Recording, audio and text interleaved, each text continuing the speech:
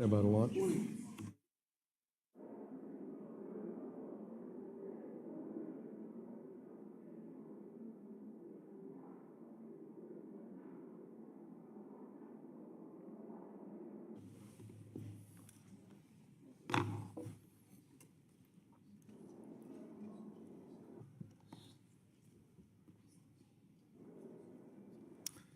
The Committee on Financial Services will come to order. Without objection, the chair is authorized to declare a recess at any time. This hearing is entitled the Federal Reserve Semi-Annual Monetary Policy Report. Without objection, all members will have 5 legislative days within which to submit extraneous material to the chair for inclusion in the record. I now recognize myself for 4 minutes for an opening statement. Good morning. I want to thank Chair Powell for joining us today. We appreciate your time and look forward to hearing more about the Federal Reserve's outlook on economic and monetary policy. There's been a lot of rhetoric lately, particularly from our friends across the aisle, suggesting that Republicans in the Congress are steering our economy toward a recession. However, the facts tell a different story. 4 months into the Trump administration, American workers and taxpayers are already benefiting from a strong, resilient economy. The Fed noted that growth is solid, and even former Fed officials have dismissed the idea of a recession this year or is near.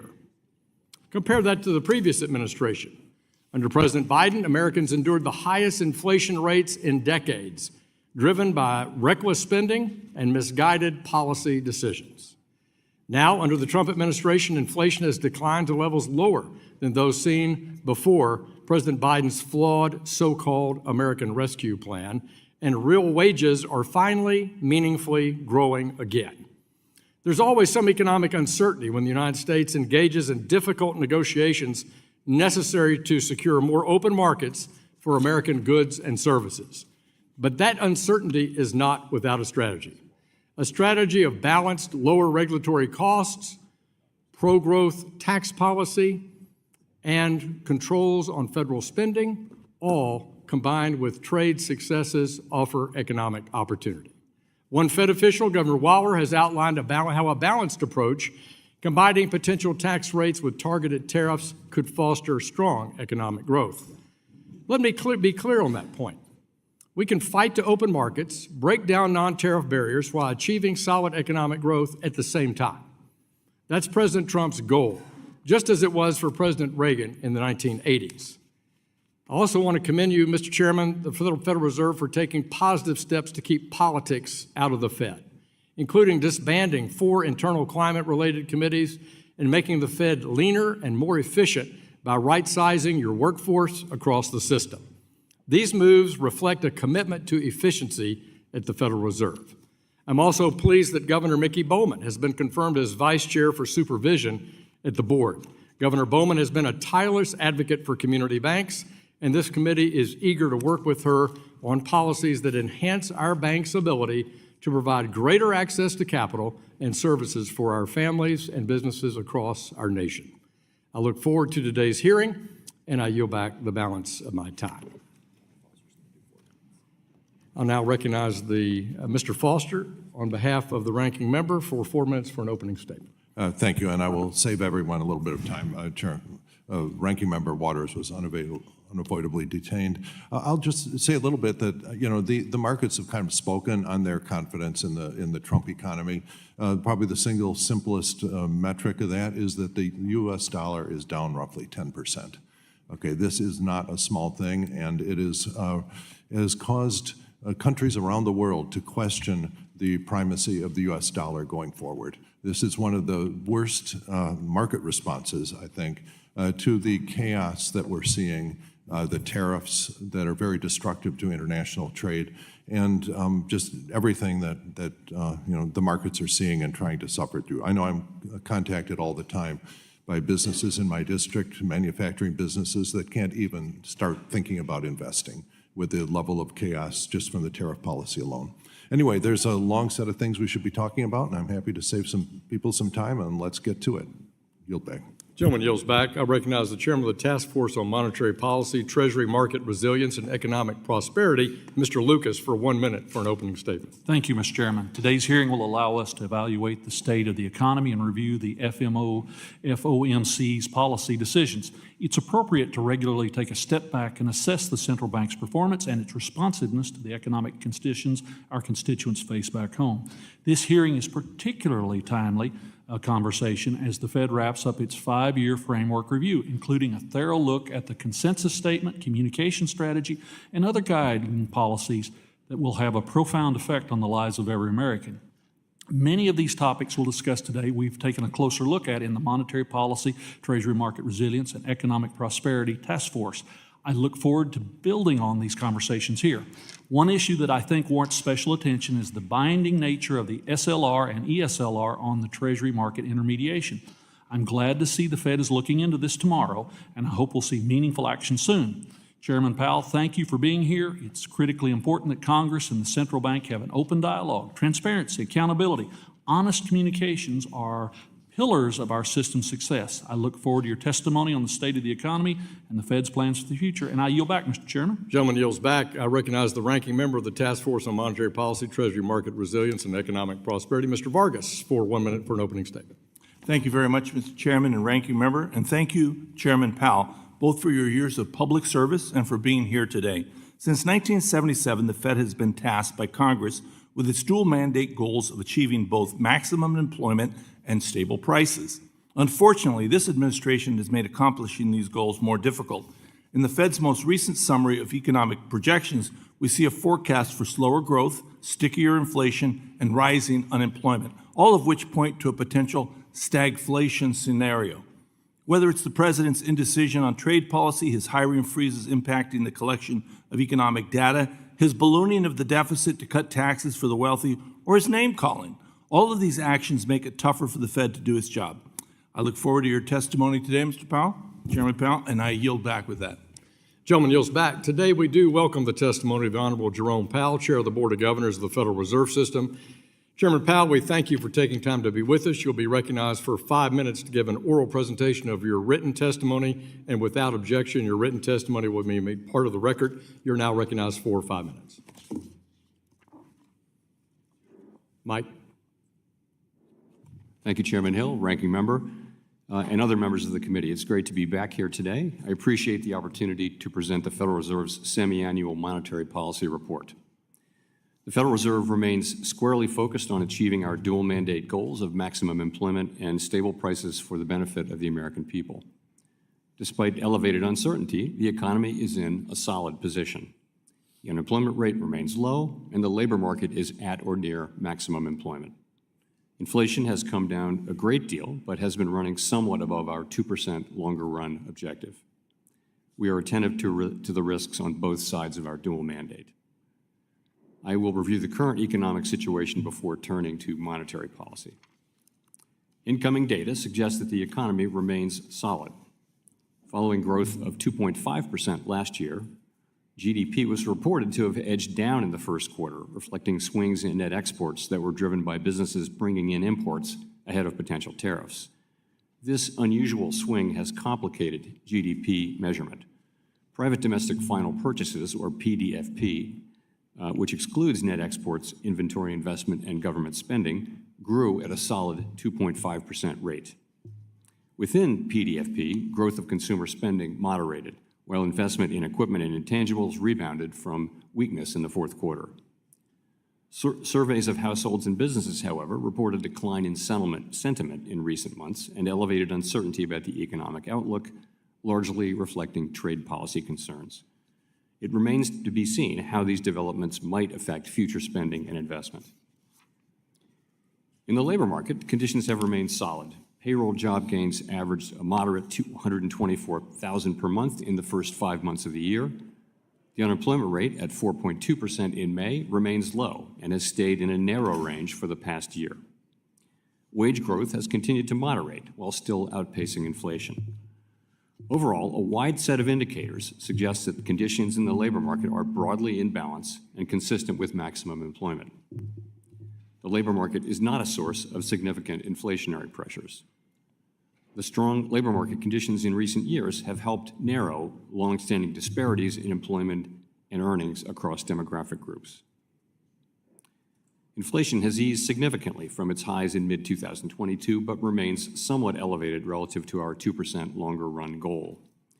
Estimates based on the Consumer Price Index and other data indicate that total personal consumption expenditures, or PCE prices, rose 2.3% over the 12 months ending in May, and that, excluding the volatile food and energy categories, core PCE prices rose 2.6%. Near-term measures of inflation expectations have moved up over recent months, as reflected in both market and survey-based measures. Respondents to surveys of consumers, businesses, and professional forecasters point to tariffs as the driving factor. Beyond the next year or so, however, most measures of longer-term expectations remain consistent with our 2% inflation goal. Our monetary policy actions are guided by our dual mandate to promote maximum employment and stable prices for the American people. With the labor market at or near maximum employment and inflation remaining somewhat elevated, the Federal Open Market Committee has maintained the target range for the federal funds rate at 4.25% to 4.5% since the beginning of the year.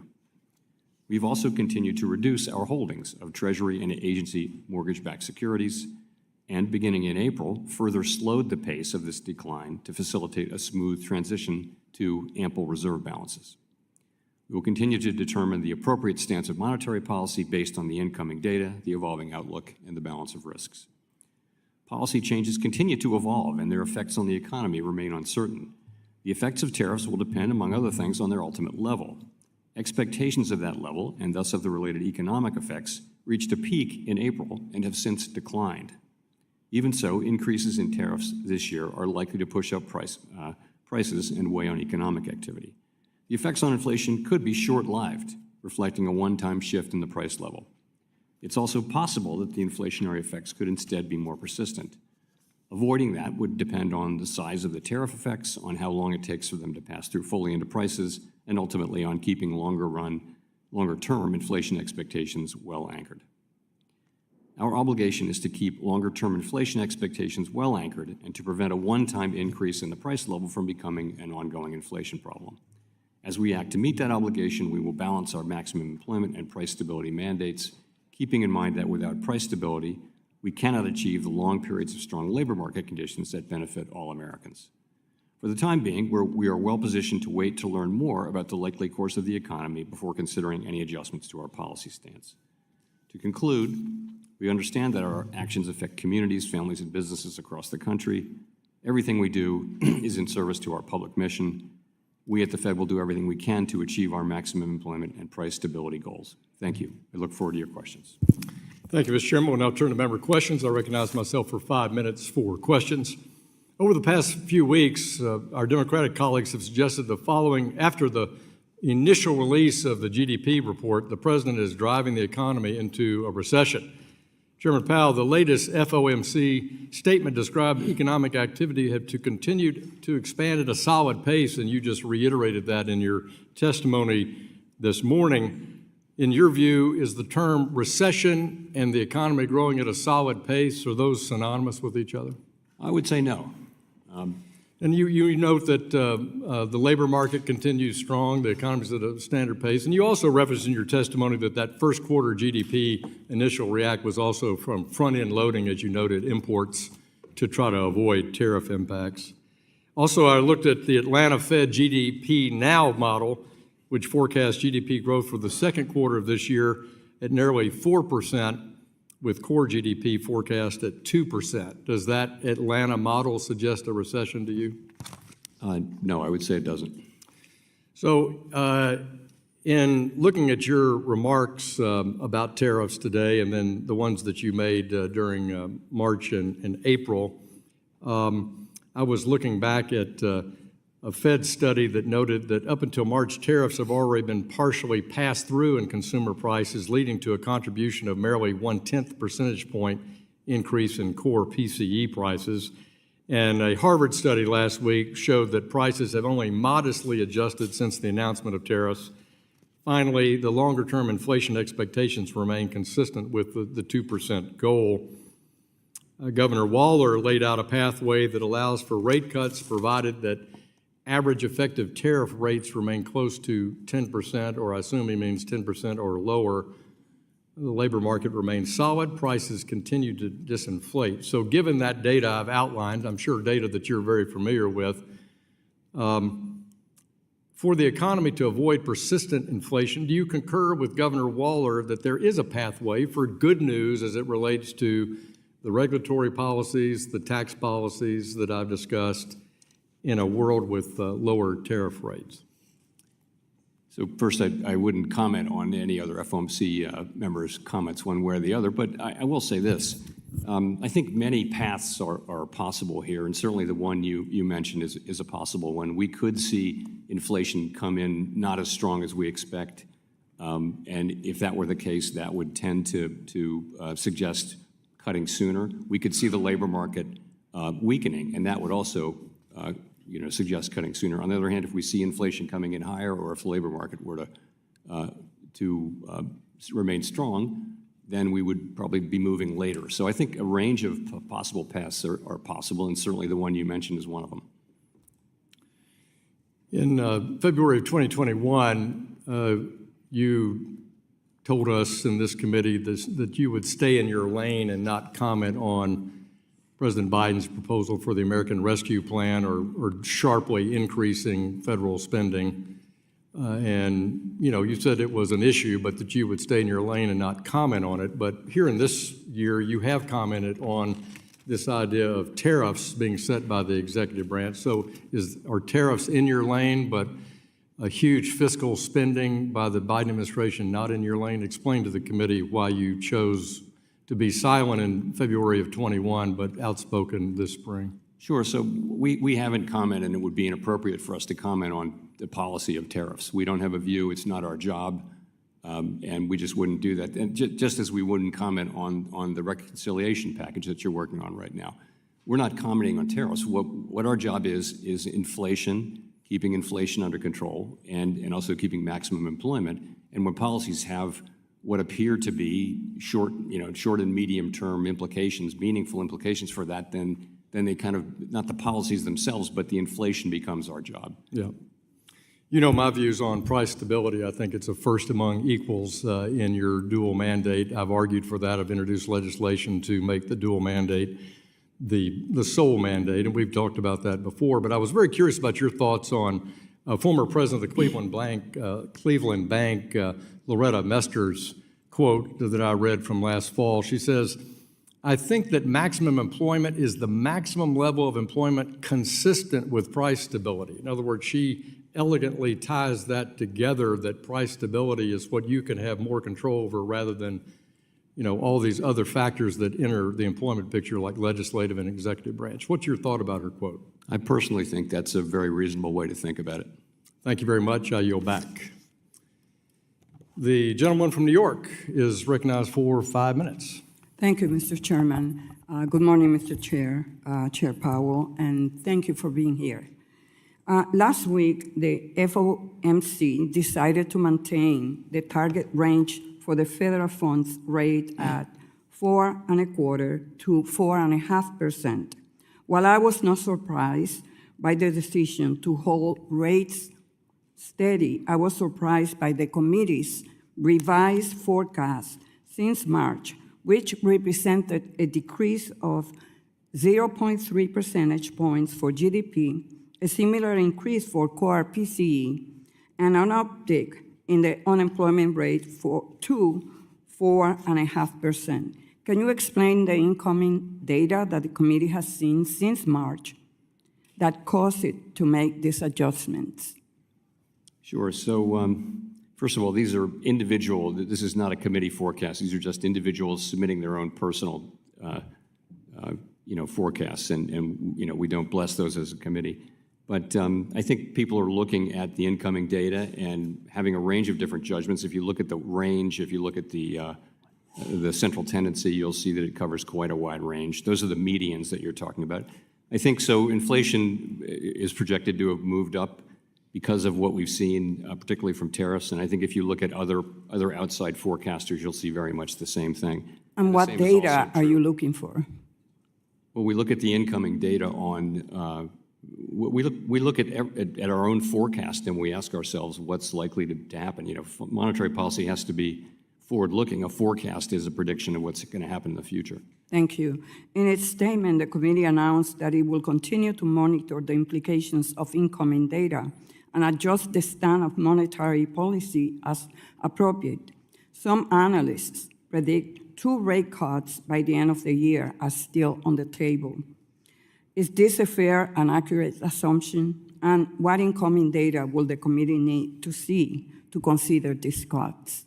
So what will actually happen with rates is going to depend on the path of the economy, and that's highly uncertain. So I would just say what that means at this moment in time is that a significant majority of the committee, but also there's a pretty significant minority that doesn't agree, but a significant majority feels it will be appropriate to reduce rates later this year.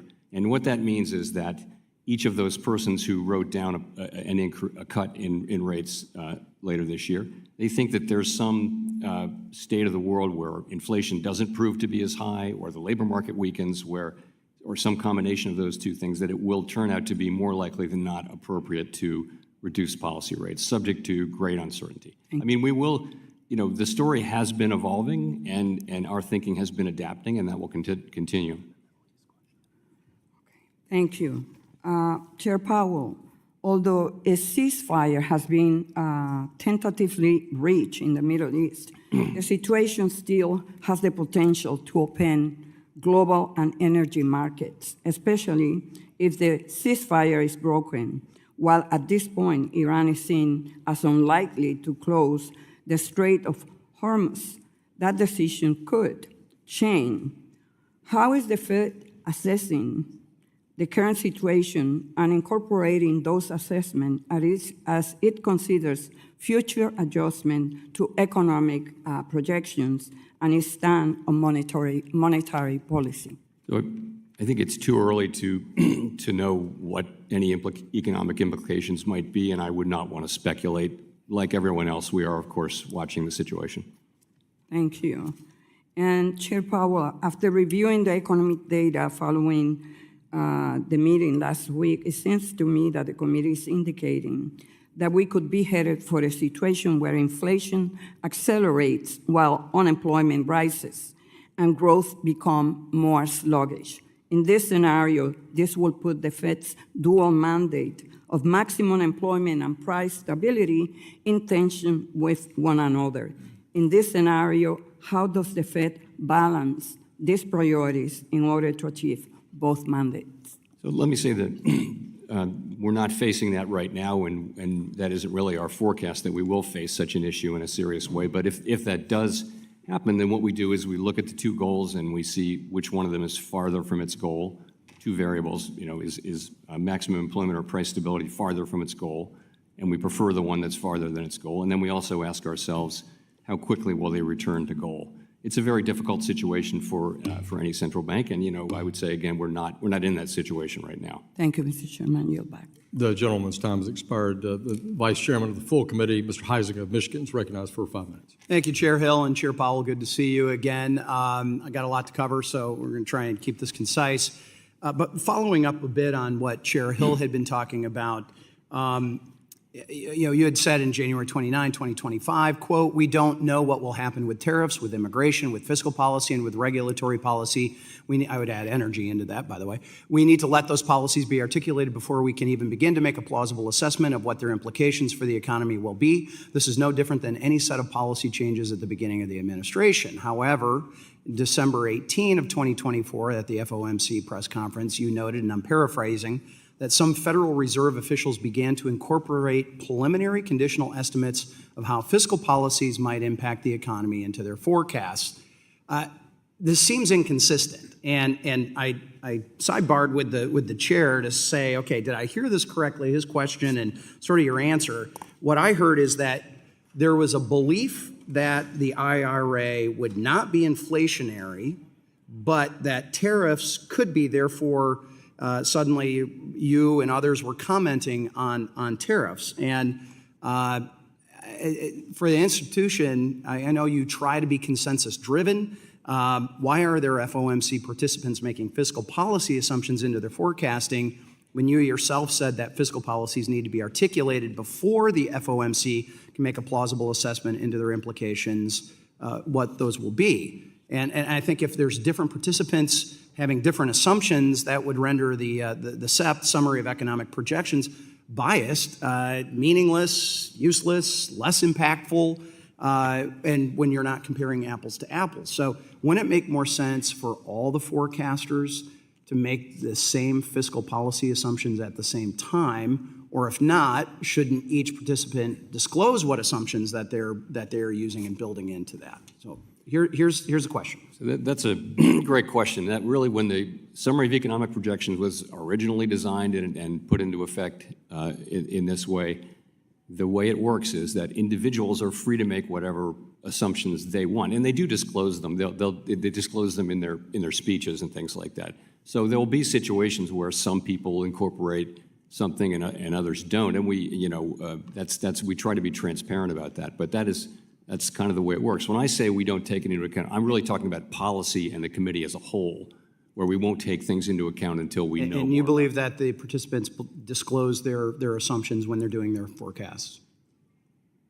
Well, I think they do that in their speeches. Each people go out. You may have noticed there are a lot of speeches.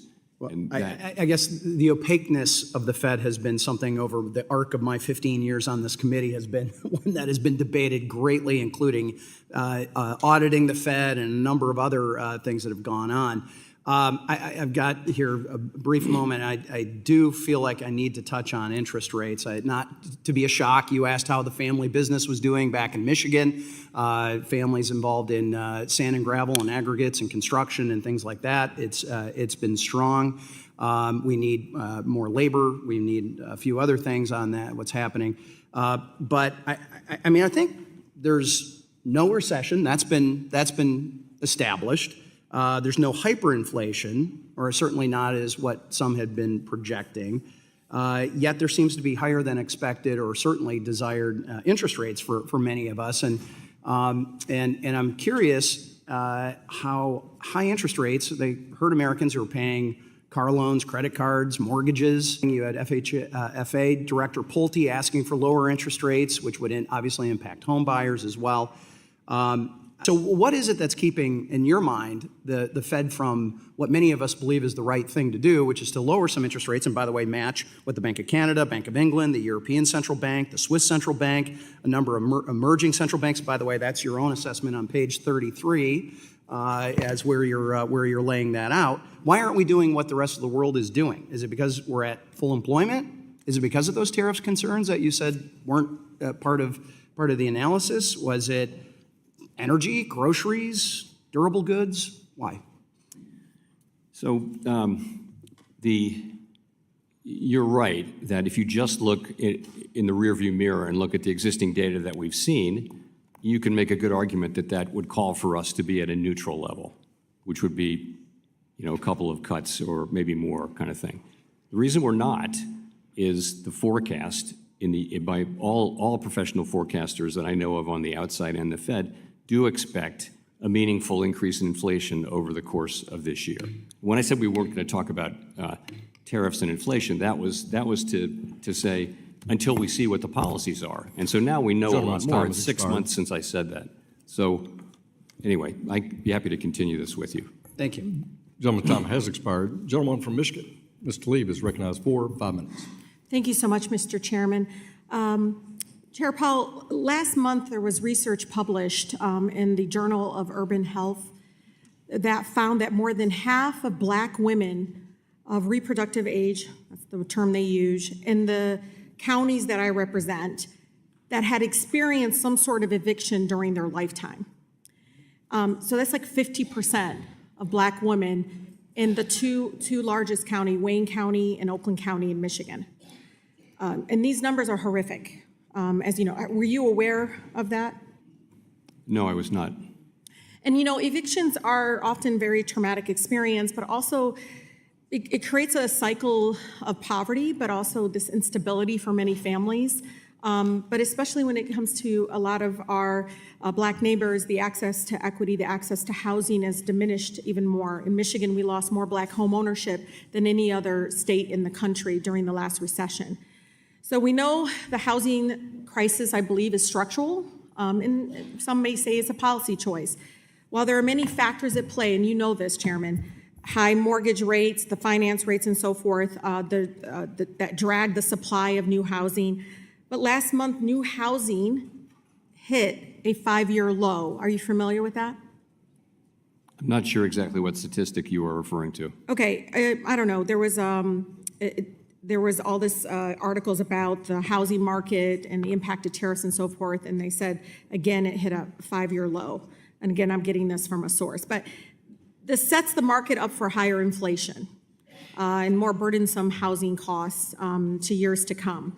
So Chairman Powell, you know, I'm looking at this monetary whatever policy framework that you guys have put together.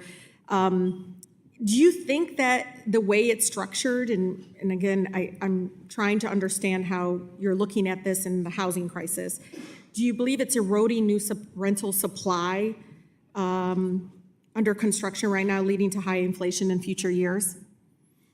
So I think there are two things going on quickly. One is just there's a longer run shortage of housing in the United States, which there's nothing that the Fed can do about.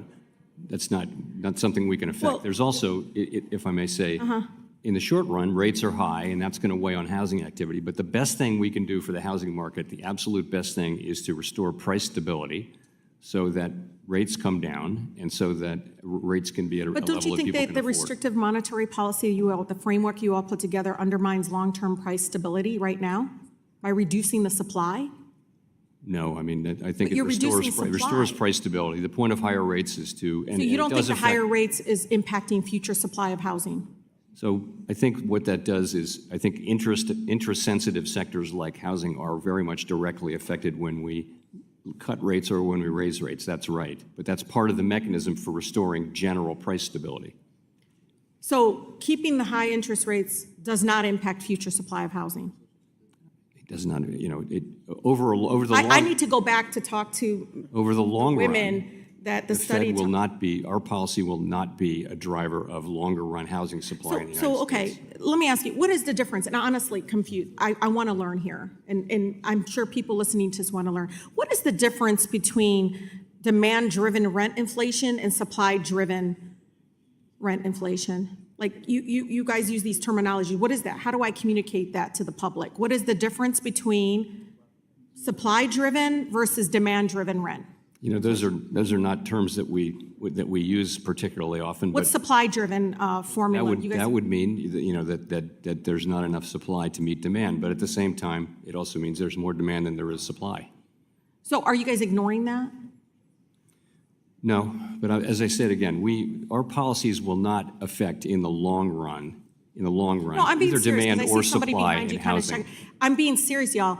We're talking about a housing crisis that is getting worse right now because we're not paying attention to future instability that the current rates, and you can raise your eyebrows and all this stuff behind. I don't know. I mean, do you understand? Like, I come from a community right now that I believe is now being impacted by the current framework that you're putting together, that I do feel like is going to be long-term effects on the housing crisis, and you're ignoring it. No, we're not, actually. We think the very best thing we can do is to fully restore price stability at the aggregate level. That will be the best thing for homeowners and for home Even though the builders and housing everybody supply else. has been In the impacted by the long high run, that interest. is the single But thing Chairman that Powell, Congress you has see where I'm assigned us coming to from. do. But you see where I'm coming from. It is impacting future supply of housing, right? Not in the long run, no. Okay. Well, Gentlewoman's Mr. time Chair, has thank you. expired. The gentleman from Wisconsin, Mr. Stile, who's also the chair of our Subcommittee on Digital Assets, Financial Technology, and Artificial Intelligence. You're recognized for 5 minutes. Thank you, Chairman Hill. Thank you, Chairman Powell, for being with us today. I want to dive into two actions the Fed's recently taken to get a little additional color on. Yesterday, the Fed announced that reputational risk would no longer be a component in bank exams. I viewed that positively. I viewed the reputational risk as often being a catch-all for political bias. I think it's positive to depoliticize bank exams and instead focus on the core and measurable risks. Could you provide color as to whether or not any new information came to light that led to the decision of the Fed to remove that yesterday? I'm not aware of any new information. No, we just think it's the right thing to do, and of course made an announcement on Monday under Governor Bowman's, Vice Chair Bowman's leadership. Why would it not have been done previously if it's the right thing to do? I agree with you, it's the right thing to do. Why was it? Any timeline as to why that was done yesterday versus previously? No, I think this is a problem that we came to understand as a problem over the course of the last couple of years, and began considering what's going on here. We're hearing a lot of reports of debanking and that sort of thing, and over the course of really 2024 came to the view that this was a serious problem that we need to address, and we've said that publicly, and now we're doing this, and so are the other agencies, by the way. I appreciate you taking that action. I do agree that there were real political bias in some of those exams, in particular as it related to regulated entities engaged in the digital asset space. Let me shift into the digital asset space if I can. Another action recently taken by the Fed, the Novel Activities Supervision Program was ended and withdrew several statements on digital asset related risks that deterred bank involvement in particular. You in the Fed and others at the Fed have spoken positively about the House and Senate work to regulate stablecoin in particular, a real opportunity to dollarize the globe and be a significant purchaser of U.S. Treasuries. Following that action by the Fed, have you seen an identifiable shift in banks or other regulated entities as it relates to engagement in the digital asset space? You know, I wouldn't be the one to be picking that up first, but what I do see is a very significant change in the tone, and it really does reflect evolving thinking and the evolving status of the crypto industry. And I would expect over time we'll see more activity. How is the Fed evaluating and overseeing banks or other regulated entities that are in the digital assets or crypto space? So our view is that banks get to decide who their customers are. That's not our decision. And so banks are free to provide banking services to the crypto industry, to crypto companies, and banks are also free to conduct crypto activities as long as they do so in a way that is protective of safety and soundness. Thank you very much. Let me shift gears because I want to give you just a little bit of an opportunity to comment on the housing sector once again, but give you a little freedom here to speak to that area. You correctly are trying to balance inflation and price stability. But also higher rates have a significant impact on the housing market as shelter and housing costs are a significant driver of why many families can't afford the things that they need. Can you provide color as to how you're analyzing the impact that housing and shelter costs have on families and on inflation with your desire to maintain price stability at the interest rates that is currently set by the Fed? Sure. So, we realize that people are feeling high housing costs and high financing costs. In terms of inflation, we look at something called owner's equivalent rent and rentals, and that's meant to capture both rented housing and owned housing. And it's been very sticky. It's been one of the stickiest parts of inflation. I'm happy to say now it actually is coming down quite regularly. That's very good news. That's been the part, really it's been the service inflation that's been stickier than other parts of inflation. So that's good news for people, I think, and it is showing through into measured inflation now. Again, in the long run, the best thing we can do is restore price stability and let the market work. Even then, though, we're still going to have a housing shortage. What data do you think is leading to the reduction in the rent equivalent? I just think it took time. So the thought is when you would think that if rents come up every year, you would think it would take 1 year or 2 years for a lack of growth in rents to show up in a lack of growth in housing prices. It turns out it takes 4 years or 3 years. If you're an existing tenant, it's a complicated thought, but if you're an existing tenant, you don't actually catch up the way you would if new tenants came in. And so that's made the measurement of inflation stickier. But I'm happy to say we've been through that period now, and we are really seeing now housing services inflation pretty close to where it was when inflation was solidly at 2%. Thank you. I yield back. Gentleman yields back. Gentleman from California, Mr. Liccardo, is recognized for 5 minutes. Thank you, Mr. Chair. Mr. Chairman, thank you for your testimony today. I appreciate that your dual mandate is full employment and price stability, and I appreciate your efforts on behalf of our country to achieve those.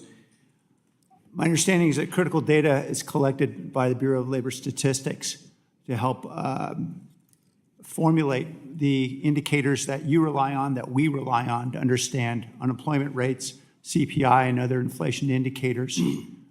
We are certainly hearing a lot about the impacts of DOGE on our workforce, and specifically about the elimination of many of those positions in BLS. And now we have a proposal in front of Congress to cut $56 million from that agency. Are you concerned about the ability of your team to get accurate data and about the ability to have reliable indicators to make good decisions upon? I wouldn't say that I'm concerned about the data today, although clearly there has been a very mild degradation of the scope of the surveys and things like that. But I would say the direction of travel is something I'm concerned about, and that is measuring the U.S. economy carefully and well is a project that's been going on, and we're getting better at it for 100 years and more. And it's really important, not just for the Fed, but for Congress and for businesses, frankly, to know what really is going on in the economy. What's happening? Is growth high? Is it low? And all those sorts of things. So I think it's a smart investment to just continually try to get better at measurement of what's happening in the economy. And I don't like to see that, the kind of stories I'm reading and the idea being that the data is going to become more volatile and less reliable. That'll make it more difficult for the private sector and for you and for us. And I don't like to see that direction. I agree. Thank you. I appreciate that it's not your role to comment on the advisability of specific policies, but given your critical role in ensuring price stability and reducing inflation, I have had conversations with, quite recently, just a week ago, with a C-suite executive of a major global retailer who informed me, because I asked, why aren't we seeing the impact of these tariffs and price data yet? And he said, it's coming in the third quarter, because it takes time for tariffs to work their way through a distribution chain. Often what you have on the shelf today may have been imported 2 or 3 months ago. Is that your understanding? Do you anticipate there may be impacts down the road? Yeah, that's very much what I hear. I happened to meet with an unusually large number of business people in this last FOMC cycle, and that's a typical thing that they'll say, especially the retailers, that what's being sold now was in inventory in February, let's say, and it just isn't showing up yet. So we do expect to show up, tariff inflation to show up more, but I want to be honest, we really don't know how much of that's going to be passed through to the consumers. We just don't know, and we won't know until we see it. It could be lower than we expect. It could be higher. We have to wait and see, which is kind of what we're doing. I appreciate the uncertainty. Another thing he told me that had me very concerned was that often they will increase prices on goods not subjected to tariffs to compensate for the very substantial losses they have to suffer with the increase of tariffs on relatively price elastic goods. So in other words, necessities will also tend to bear a higher price, even if they're not subjected to tariffs. Is that your understanding of the potential impacts? That very much is something that companies will tell you that they do. If they can't cover the losses on the thing that's being tariffed, they'll find other ways to do it. We actually don't have prominent examples of that yet, but that's certainly a possibility. And that did happen in the last tariff episode with washing machines and dryers. Thank you, Mr. Chairman. And finally, there's indications in the introduction of the report that the Fed is losing its ability, as we see interest rates getting closer and closer to the minimum threshold, the ability to stimulate this economy in times of recession. We haven't had a recession, or at least we haven't had an extended recession in a decade and a half. I am particularly concerned now as we are looking at debt that is being considered to be imposed on future generations by this particular bill. Could there be a combination of very high debt and very little room to move in monetary policy that could undermine our ability to respond to the next recession? So we faced that issue quite a bit in the era of very low interest rates, but we're at higher levels of interest rates now, so there's significantly more room to cut than there was then. Thank you. Gentleman yields back. Gentleman from Wisconsin, Mr. Fitzgerald, you're recognized for 5 minutes. Thank you, Chairman. Chairman Powell, thanks for being here today. Appreciate it. I want to go back to something we had some brief discussions about this in the past, but in September of 2024, with core inflation still being above target and the labor market was holding steady at the time, the Fed made a decision to cut rates by a full 0.5 percentage point. It kind of raised some serious questions as to whether or not the data truly supported such a move at that time, and I think some of us were surprised that it was a full 0.5%. So can you revisit that again, what the Fed was thinking at that time? Because it seems to be somewhat of an enigma now. It stands out as, why was this done? Why was the 0.5% done at that point? I'd be glad to. So, first of all, the inflation and employment readings were very similar then to what they are now. They weren't terribly different, a tenth or two. Right. But the difference then was you mentioned that the labor market was stable. It wasn't. The unemployment rate had actually gone up almost a full percentage point. I was very clear about this. We were very clear about it in real time too. The concern at that time was that there really hasn't been an experience or hadn't been an experience in the modern era in which the unemployment rate has gone up close to 1% that hasn't been followed by much higher levels of unemployment and a recession. So we were looking at that and saying, and remember, at the point we're talking about, the federal funds rate was 5.3%, so definitely a very restrictive level. We were the last of the big central banks to cut. So we wanted to make a statement that we were supportive of the labor market and not just inflation. We've been focusing on inflation. I was quite clear about this. So that it was all about the labor market. Inflation was the same and unemployment was roughly the same, but it was the rate of change with the unemployment rate that raised a lot of concerns. And remember, we were being criticized for being late to cut. So we could have done 25. If we'd done 25 in July, we were criticized for not cutting in July. Instead, we cut 50 in September. And it seemed like the right thing to do. And at the end of the day, we do what we think is the right thing when we think it's the right thing to do. We don't take into consideration political factors. If we start doing that, I don't know where that stops. Once you start considering elections and stuff like that, where does it stop? So and I don't want to insinuate that it had anything to do with the election itself, but there just seems to be some very similar numbers right now. And I'm wondering, and I don't bring this up because I want to kind of make a point about did the Fed do the right thing or not. I bring it up because it seems like everything's in place right now to kind of do the same thing, make the same move. I know this morning already you've talked a little bit about where you were on inflation right now and kind of what you're watching, but is there any lesson there? I mean, are we in a position where it would be appropriate to do something as big as a 0.5% cut again? Well, look, as I said earlier, if you just look at the basic data and don't look at the forecast, you would say that we would have continued cutting. The difference, of course, is at this time, all forecasters are expecting pretty soon that some significant inflation will show up from tariffs. Now, and we can't just ignore that, but we're just saying let's wait and see more. That's all we're doing. And if you will have noticed, a substantial majority of the committee has written down rate cuts in the remaining 4 meetings this year. So it's just a question of being prudent and careful. But at a time when the labor market is still strong, we don't see weakness in the labor market. If we did, that would change things. We're going to continue to adapt as the data adapt. But that is the difference between then and now. Then, inflation was forecasted to continue to come down. Here, it's forecasted to go up by all forecasters. So, and again, we're not overreacting to that. We're just saying, hey, as long as the economy's strong, we can take a little bit of a pause here. And that's what we're doing. And again, continue to adapt as the data comes in. If we see data that suggests that inflation's not going to produce big increases, that would matter. And if we saw the labor market weakening, that would matter too. But we don't see those things. What about supply chain? In 2020, that was a big issue, obviously related to COVID. But I know myself and other members, when we're in our districts and we're specifically talking to light manufacturing, there's concerns about the supply chain. Is that part of the data package that you review when you make a decision about where we're headed in the future? Very much so. I think that's one of the great, well, won't call it a great thing, but one of the lessons to be taken from the last episode is supply chains really matter.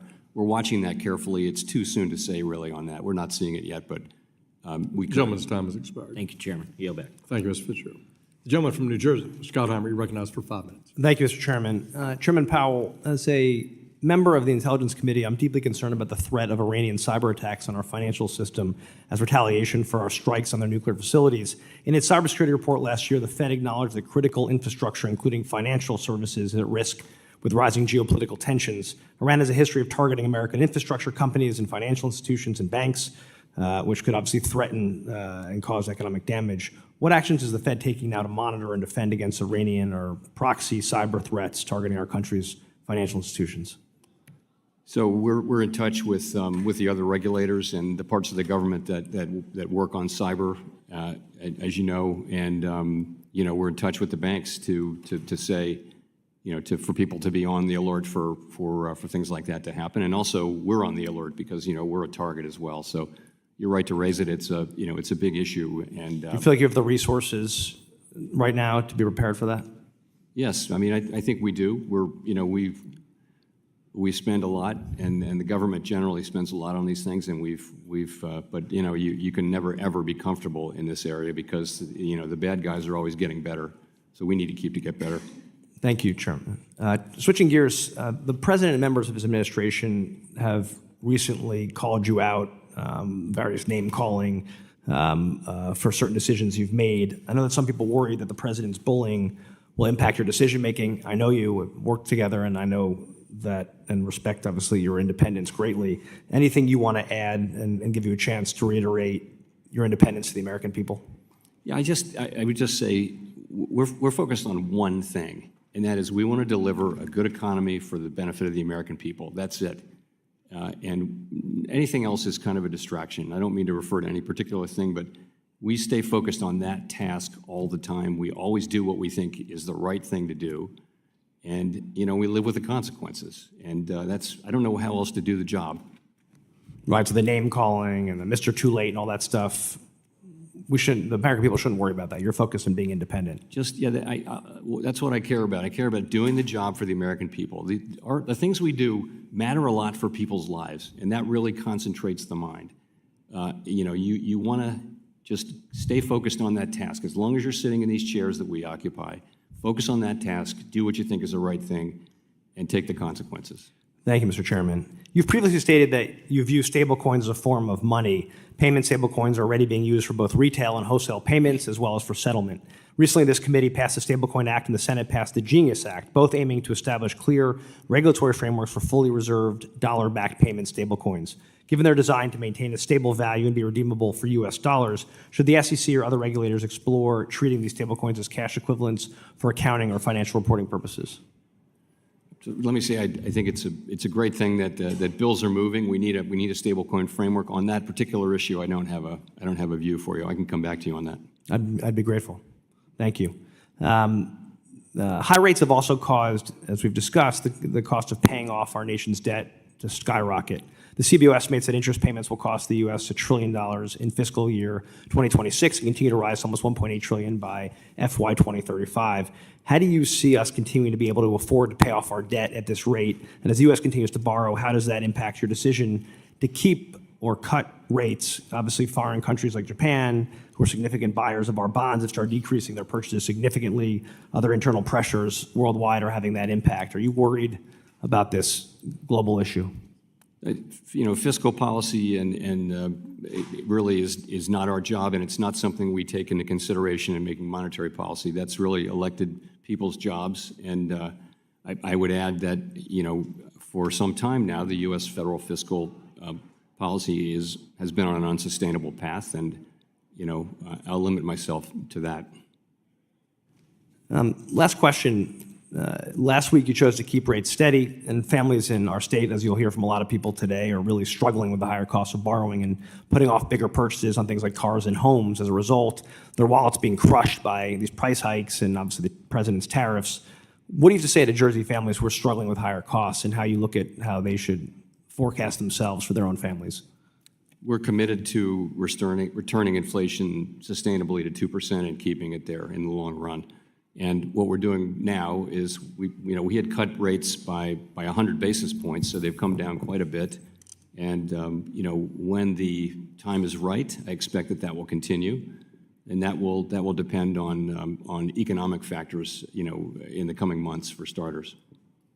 Thank you. I yield back. Thank you, sir. Gentleman yields back. Gentleman from Nebraska, the chair of our Housing and Insurance Subcommittee, Mr. Flood, you're recognized 4 or 5 minutes. Thank you, Mr. Chairman. Chairman Powell, later this week, the banking agencies will be proposing changes to the supplementary leverage ratio, which we think are long overdue, considering the Fed in 2021 indicated that they would soon put out proposals for reform to the SLR and never actually did. However, our understanding is that the proposal being considered this week will not allow for treasuries to be excluded from the SLR calculation.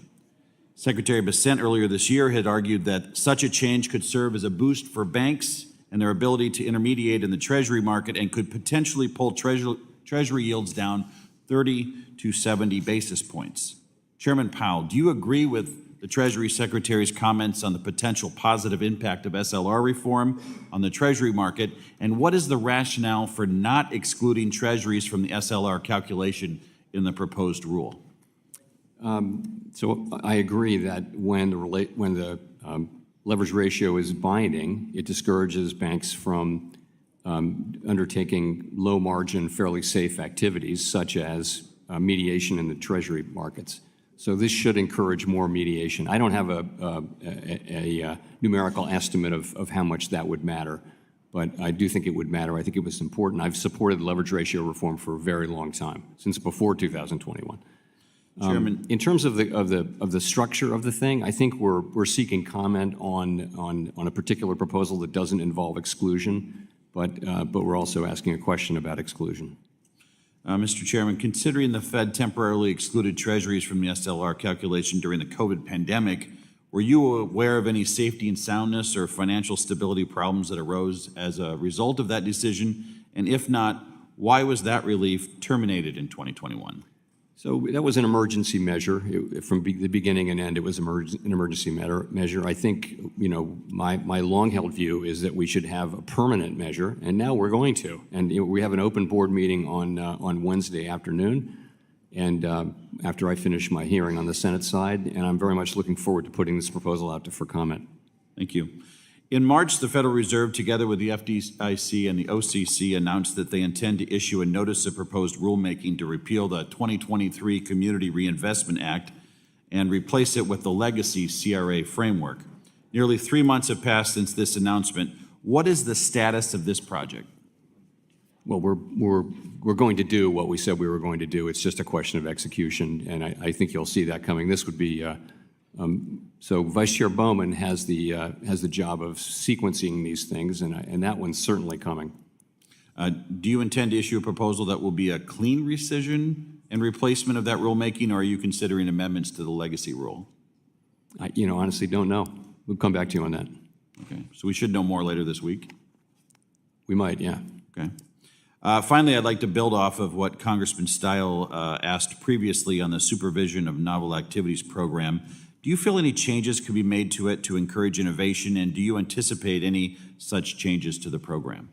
I do, and I also think Governor Bowman, now Vice Chair Bowman, is someone who is actually deeply knowledgeable and experienced in supervision, and that hasn't really been the model. We've more had people who are experts on regulation. I think she brings a particular ability to move supervision in a healthy direction while also preserving safety and soundness. And that's what you mentioned is one of the dimensions in which I think that will be true. Thank you for your testimony today. I appreciate your service to the country. And with that, I yield back, Mr. Chairman. Thank you. Gentleman yields back. The chair recognizes the ranking member of our full committee, Mrs. Waters, for 5 minutes. Thank you very much, Mr. Chairman. Chair Powell, I appreciate that despite the repeated attacks by the president and his cabinet on you personally, that you stood your ground and you did not bow to pressure from Trump, especially given the current state of economic uncertainty due to his policies. Last week, the Fed held interest rates steady Afterwards, you said that you and other experts continue to expect a meaningful amount of inflation due to Trump's tariffs. You said that it may take some time for the tariffs to work their way through the supply chain, but that you found, and I quote, many companies do expect to put some or all of the effect of tariffs through to the next person in the chain and ultimately to the consumer, quote, end quote. So while the president may try to claim other countries pay these tariffs, can you confirm that it is indeed consumers and businesses in the United States that will bear these costs? So it can be anybody from the exporter, the importer, the retailer, the manufacturer, or the consumer that winds up paying these tariffs. In the beginning, it will be the importer that pays the tariff, but ultimately it will be spread out among those five, each of which will try very hard not to contribute, but in the end, the tariff will be paid. And you know, all of the data suggests that at least some of that will fall, not all of it, but at least some of it will fall on consumers. Well, you indicated it may take some time for tariffs to work their way through the supply chain. Would you elaborate on this, including when is it that we can see negative impacts to inflation from Trump's tariff policy? So, you know, the things that are being sold at retail now, they might have been put into inventory before the tariffs in February or March. So we think we should start to see this over the summer, you know, in the June numbers and in the July numbers. And if we don't, I think we're learning here. If we see less pass-through, there aren't historical experiences we can consult here, really. So it may turn out that the pass-through is less or more than we think. And I think we're going to be learning, you know, we'll get a number for June, you know, an inflation number for June. We'll learn something then. We'll get it for July. As we go through the summer, we should start seeing this. And if we don't, I think we're perfectly open to the idea that the pass-through will be less than we think. And if so, that'll matter for our policy. Well, you know, I've been talking with a lot of my constituents about these tariffs. And the question that comes up is, now, is this going to only hurt maybe the big businesses? What about our small business people? What about the people that we buy goods and services from every day in our communities? Is this going to hurt big business as well as small business? Yes, I mean, I don't think it's. I think it will certainly.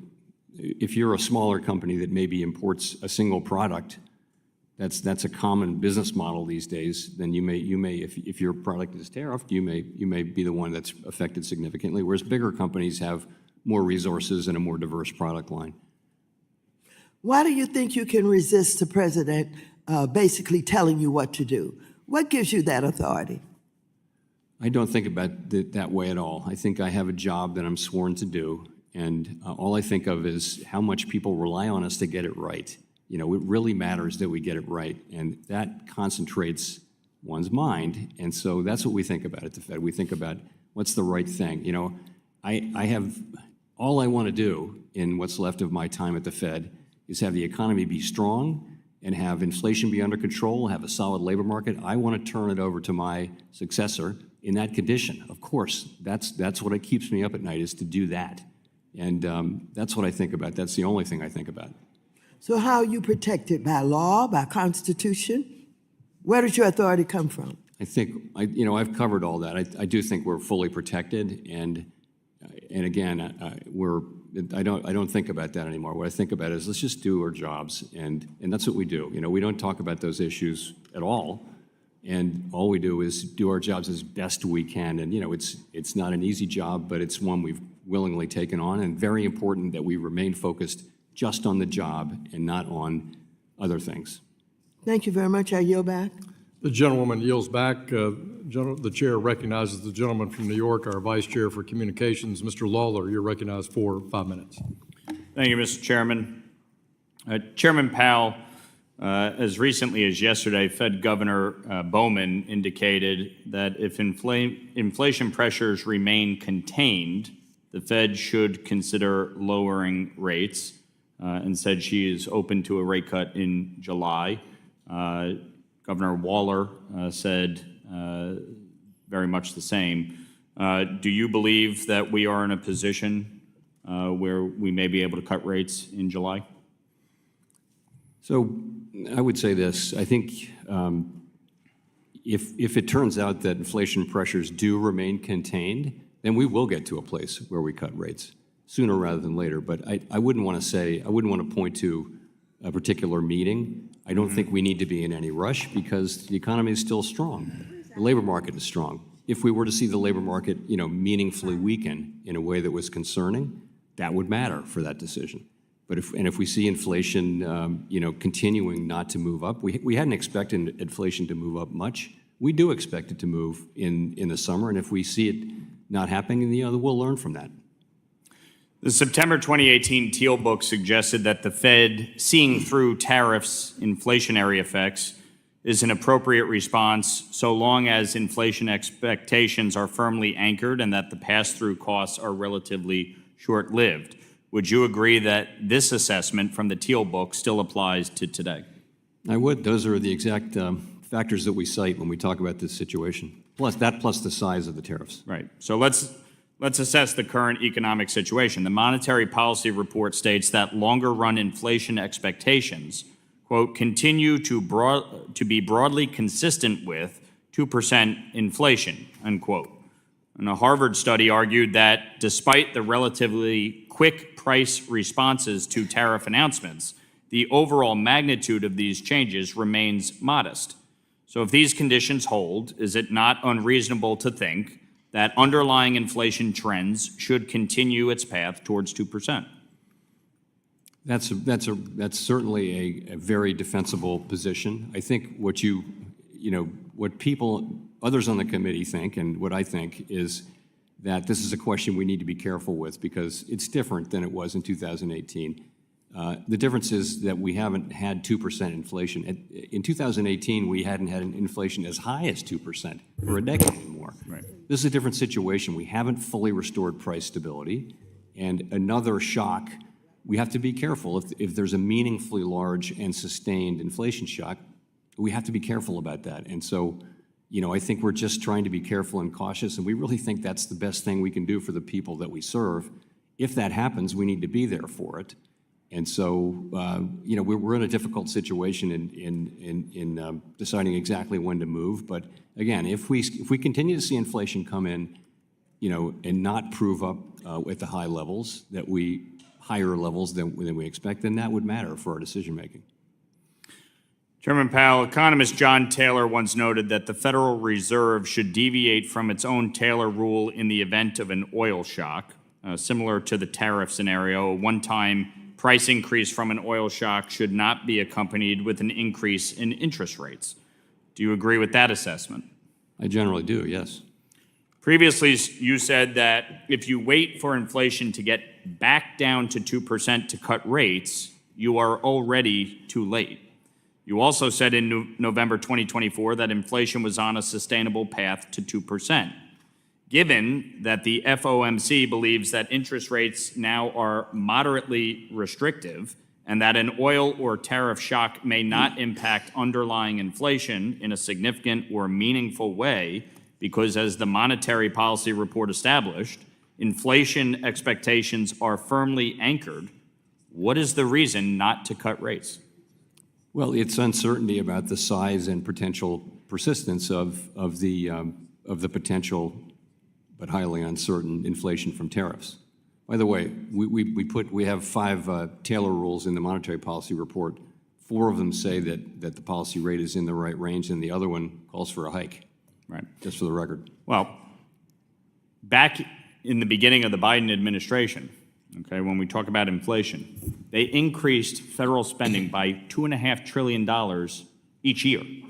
$5 trillion in new spending. That's what gave us inflation, by printing all of this new money and borrowing, and yet you did not respond to that by raising rates. In fact, you were late to raise rates. And now, again, we see a situation where you are late to cut rates. That is the challenge here. Gentleman yields back. Chair recognizes the gentleman from Georgia, Mr. Scott, for 5 minutes. Thank you, Chairman. Chairman Powell, to the best of your knowledge, has President Trump put forward a coherent tariff policy? Is that your opinion?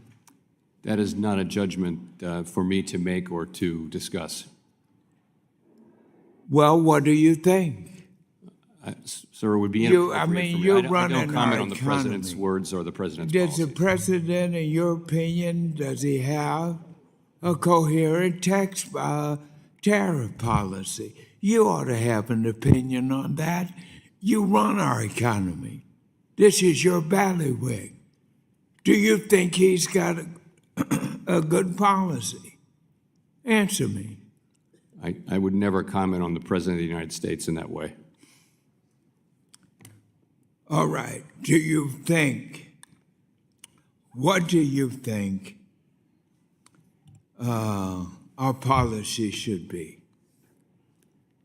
We play no role in either establishing or commenting on tariff policy or fiscal policy, for that matter. It's not our business. We have a specific mandate. We try to stick to it. Let me tell you something, Chairman. In my state of Georgia, I got the fastest growing trade group down there. The Port of Savannah is indeed our nation's fastest growing party, and it's rising even more. The cost, the expenses, our business community is suffering. And I want to know what you think of our tariff policy. What do I tell my people? What do we tell the American people? And you're a good man. I want to know the answer to this question. I want to know how you feel. This whole tariff question, it's a tax increase. It's running people out of business. What do you think about that? Give me some sort of answer. Do you think anything about our tariff policy? Don't you feel you have a responsibility here? Are you afraid of President Donald Trump? Why don't you deal with this? Because our economy are suffering in a mighty bad way. And I've got to represent my constituency.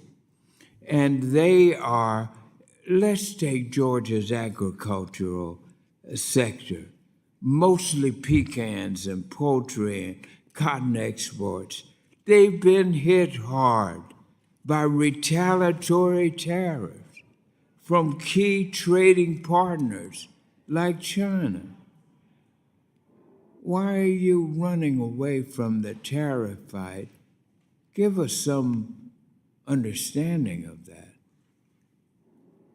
Honestly, this is just not our role. We are not an institution that comments on or analyzes decisions that the president makes, or the things that he runs for office on and is elected on and then does. We don't. That's just completely out of our lane. It's really inappropriate for me to have any comment on that. I'm sorry to say, Mr. Scott. We're having these regional disruptions. Our economy is in a bad way. And I want to see you and the president. You got to get together on this. We got pecans in Georgia. We got peanuts. We run the biggest group. We got the fastest growing trade mechanism in the Savannah Port Authority. We're crushed in Georgia. My business folks are coming to me on it. I got to get some answers from you.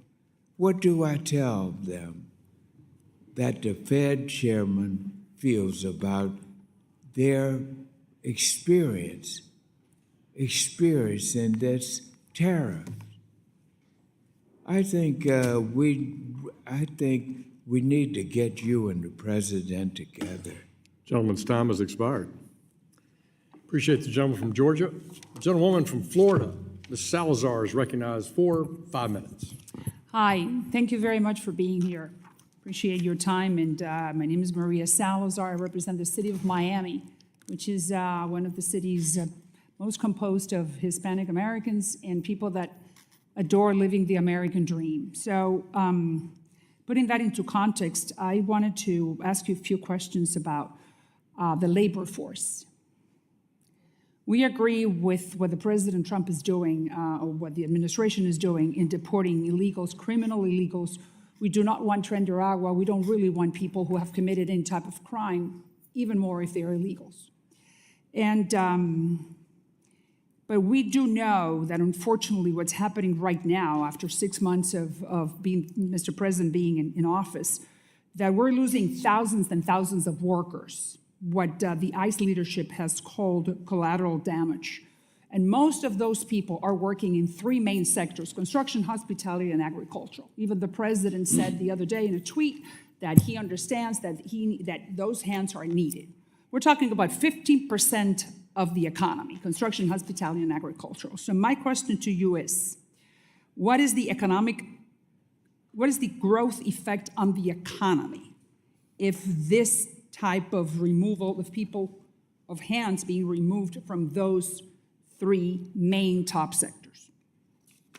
So immigration is another area where nobody put us in charge. We're done, Congressional Budget Office and other agencies can make assessments like that. We do have a role to maximize employment, but we take immigration policy we take it as it comes. What it's obviously done is it's really reduced the amount of growth in the labor force. And so at the same time, demand for workers has been coming down as well, because they've been coming down at about the same. One drop at a time. Reduce the growth. Why don't we talk a little bit more? Because we want to continue growing. We're the #1 economy in the world. We need to continue growing. So you're saying that what's affecting the growth? Well, there are 2 things that affect growth. One is growth in the labor force, more people working, and the other thing is productivity. How much do they produce per hour worked? And when you significantly slow the growth of the labor force, you will slow the growth of the economy. But I think, again, it's not for us to have a view on immigration policy. No, I understand. It was that. just my comments, but you do agree that if we don't have those hands, then we don't grow. I think that growth will slow, and actually is slowing this year, and that's one of the reasons. Well, we don't like that. So now let's talk about of the next 10 years, 2025 to 2035. Americans are not having enough kids, so that means that we need other people, right? So over the next decade, based on the current trends that I just explained to you and that you just reiterated, will there be enough workers to fulfill the labor needs of our economy between 2025 and 2035? So I think labor economists do observe the phenomenon you're talking about, which is demand for labor going to be met by the domestic population, the native-born population? And the answer appears to be probably not over the next 10 years. And then what about if we do not have that labor force over the next 10 years? What happens? So many things will happen. You can see a big increase in productivity, which would mean we don't need as many workers. For example, artificial intelligence could be implemented in a way that creates widespread productivity gains. I wouldn't count on that, but it's a possibility. You would not? You would not count on that? I wouldn't count on it. You would not? No, I think Why there'll not? be gains because with productivity enhancing things, they typically take longer to be implemented, and then it takes a while for the gains to be shown. I think in the case of artificial intelligence, those gains are coming, but they may take longer or be less in the beginning than expected. And during the time that those changes happen, then what happens? Our economy doesn't grow. Is that what you're saying? Yes, but those who make immigration policy are entitled to weigh these factors. We I can hear report on what happens, but it's really not our job. I understand it's not. I just want to hear what you're thinking, what's your expertise based on those immigration laws that we're implementing right now. The last one, because I only have 30 seconds. Do you think that with everything that we have talked about, do you think that we can continue remaining, or the United States economy can continue being the #1 economy in the world, and that we could compete if we were to have the immigration laws that we have right now. I think you could have, the highest per capita earnings, but if you're talking about the aggregate output, then, population growth may be a constraint. Now, which one of the two is more important? Gentleman's time has expired. Good question. Well, you can, I think he, Gentlewoman's time has expired. All right. Let me turn Thank to you, the Chairman. ranking member of the House Intelligence Committee, Mr. Himes, for 5 minutes. Thank you, Mr. Chairman, and welcome, Chairman Powell. Let me start by thanking you for your careful keeping in your lane and steering clear of fiscal policy, and in particular for your stalwart defense of independent monetary policy. You're getting pressure from very powerful places and lots of kibitzing from lots of members on the interest rate question, and most know better that our independent monetary policy is the very bedrock of our economy. So thank you for that. Mr. Chairman, I want to talk just a little bit about some of the technical matters associated with energy prices and inflation, because obviously turmoil in the Middle East has sent oil prices swinging wildly, with West Texas Intermediate in the last month or so being anywhere between $61 and $75 a barrel. We recently saw the Iranian parliament vote to close the Strait of Hormuz, which currently handles around 20 million barrels a day, a fifth of global demand and a little bit more in terms of natural gas.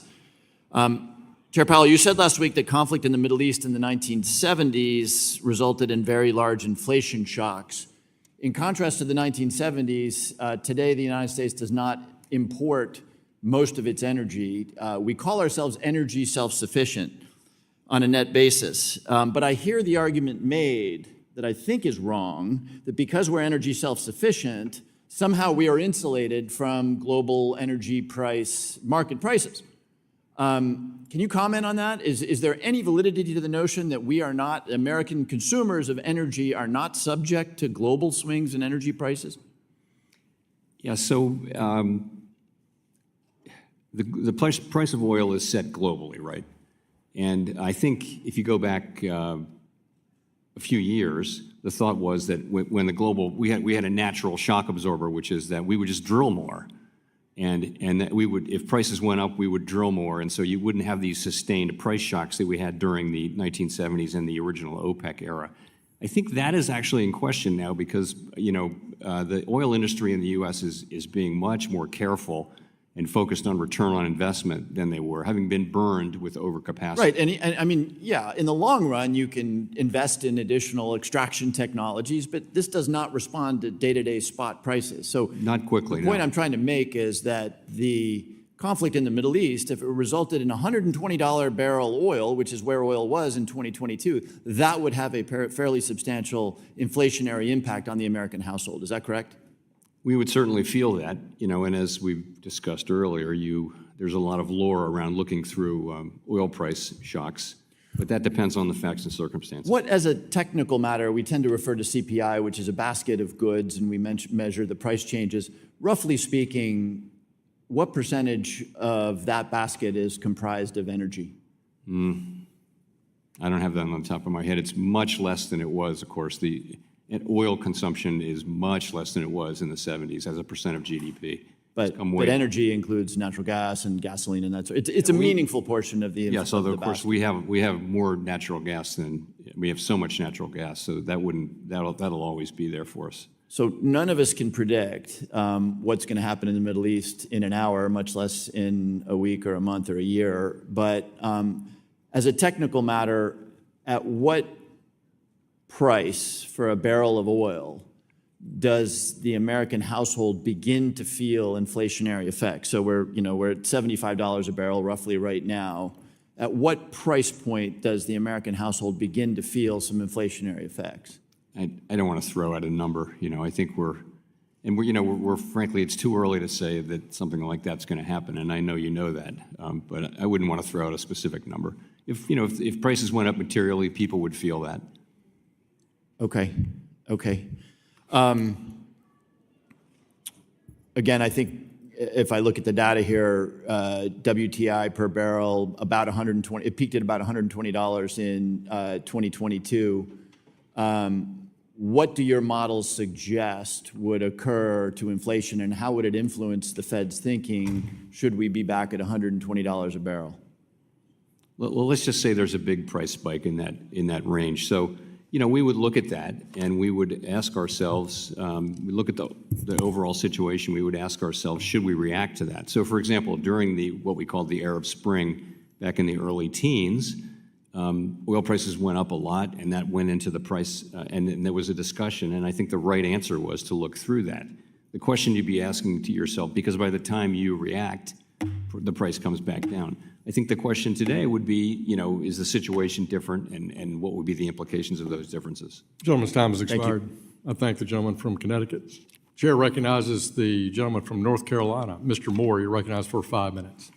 Thank you, Mr. Chairman. Chairman Powell, I want to touch on international standard-setting bodies like the Basel Committee on Banking Supervision.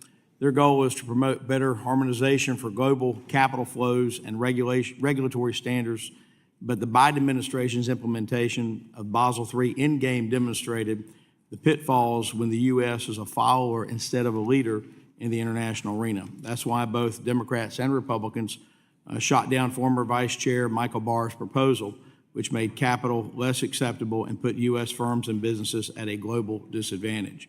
Do you agree that the United States should only implement international standards in a way that is consistent with our own domestic legal and regulatory scheme? I do. I appreciate the Federal Reserve's announcement yesterday to end the use of reputational risk during banking examinations. This supervisory practice was used as a tool to pressure banks to refrain from offering financial services to politically disfavored individuals or industries. What further steps is the Federal Reserve taking to help usher in these changes, such as ending examination practices that informally encourage banks to close certain accounts without written justification? So we're developing, I should say Vice Chair Bowman is developing a range of policies that will help in that area, and I should let her speak to it. But as you know, we've eliminated reputation risk largely in a thoughtful way from those things. I think we became more aware of that problem over the course of last year, and like the other agencies, decided to move away from that. We're very conscious of the fact that we shouldn't be telling banks who they can lend to, that's a decision for them in the private sector. Let me ask you this, how are you ensuring, though, that like the frontline examiners are aligned with this new direction and not continuing with any past practices? I will say that is the ultimate question, is will and I think they will, and I think as a former bank examiner, Vice Chair Bowman is actually very well positioned to engage with supervisors and in a way that someone with experience can do successfully, whereas if you don't have that experience, I think it might be harder. Thank you. Secretary Bessent recently announced a drive to change the culture of supervision through improvements to examination procedures, enhanced monitoring of examiners' compliance with those procedures, and more realistic processes for appealing supervisory findings. That includes defining unsafe and unsound by rule using more measures rooted in financial risk. Do you support this initiative, and will we be seeing further rule changes at the Federal Reserve to achieve this goal? So I like the sound of all that. I will say on issues of supervision, Vice Chair Bowman has significant authority, and also she's got the background and the understanding, and the first thing I would do is I would ask her what she thinks about that. Just sort of a changing direction on a couple of questions. During the volatility in the Treasury markets last April, some have speculated that foreign investors were dumping Treasury securities. Since then, though, recent data has showed that foreign investors' holding of U.S. Treasuries held close to a record high in April. Does this data show that Treasury's safe haven status and the dollar's global reserve currency status remained strong while the administration conducted trade negotiations? I would say yes to that. I think we need to be careful about these narratives that pop up quickly. I mean, we're the world's reserve currency and the world's greatest democracy, and I think the dollar is always going to be, for a long time, is going to be the reserve currency and the place where people want to be. Let me ask you this. Do you believe there's a possibility that Treasury markets will crack, just as Jamie Dimon has recently warned at the Reagan National Economic Forum? You know, I don't want to say things like that. I don't think that's something that's happening. Treasury markets are functioning well and normally, and they did function through a period of pretty substantial stress. And as you pointed out, Mr. Moore, that they're focusing well now. Thank you. With that, I yield back. And actually, if Ms. Salazar is still here, I'll give her my remaining time. If not, I yield back, Mr. Chair. Gentleman yields back. The chair recognizes Ms. Williams of Georgia. You're recognized for 5 minutes. Thank you, Mr. Chairman, and thank you, Chairman Powell, for being here. It's been a while since I've had the opportunity to ask questions sitting at the bottom of the room, but I am happy to have this conversation today because the last time we talked last July, I mentioned that combating economic inequality is a critical part of the Fed's dual mandate, and that is something that I am deeply, deeply interested in. Back then, we were talking about how we can get everyone in our economy to have the opportunity to contribute to their fullest potential, because that's how we get our economy firing on all cylinders and work to continue to close the racial wealth gap, which my home city of Atlanta continues to lead the nation in. That seems like such a far cry from where we are today, almost a year later. Forget our economy firing on all cylinders. Now our economy and our nation seem to just be on fire. We're looking at tariffs that are raising the prices of groceries, fuel, housing, and everyday goods. Chairman Powell, I get feedback every time I'm in a hearing about my nails because I like to get my nails done. And my nail tech told me about the increase in cost of so many of the different products that would be used just for me to get my manicure monthly, because tariffs are frightening so many of our small businesses, which we know are the backbone of our economy. And so it's hurting my community in Atlanta. But it doesn't seem like our president and my Republican colleagues are really interested in making sure that our economy fires on all cylinders, as long as billionaires continue to get richer, because that's what we've seen and all of the gutting that has been done to the federal government. And Chairman Powell, I'm sure that this is coming to your department as well. With the recent events that we've seen, we know that it is very dangerous to gut the federal government, agencies that we depend on, and politicizing the work of agencies such as yours. Chairman Powell, this current president has tried to reclassify tens of thousands of non-political public servants just to make it easier to fire them. And that includes people who have served in Democratic and Republican administrations. It even includes people who serve in independent agencies just like yours. Chair Powell, as a chair who our current and previous president routinely has threatened to fire, I think I just heard something on CNN today while you were here testifying. But what effect has this policy had on the career civil servants in your agency? And are these threats making it easier or harder for the Fed to do monetary policy? They're having no effect. We're doing our jobs. You're doing your jobs. I appreciate you doing your job, even when it might not be easy. It is important to tune out the things that you hear on the media, because I hear it every day representing a district that has a lot of federal employees, a lot of people who work at your agency. I hear from people all the time. Thank you so much. And not only do I have thousands of federal employees in my district, but my district has one of the widest racial wealth gaps in the country. Much of that has to do with our worsening housing crisis. And unfortunately, as we've seen with the past 6 months, this administration has been focused on this big billionaire bailout bill, gutting HUD, and releasing a budget that does not help the supply of fair and affordable housing nationwide. Now we've heard the president talk about having the power to control interest rates. In your opinion, Chairman Powell, what would you expect the effects would be on the housing market if the president were to lower interest rates without addressing the housing supply crisis nationwide? Sorry, if he were to what? If the president has talked about having the power to control interest rates. In your opinion, what would you expect the effects would be on the housing market if the president were to lower interest rates without addressing the housing supply crisis nationwide? Honestly, it's not our job to speculate on things the president might do. So what impact do interest rates have on housing access?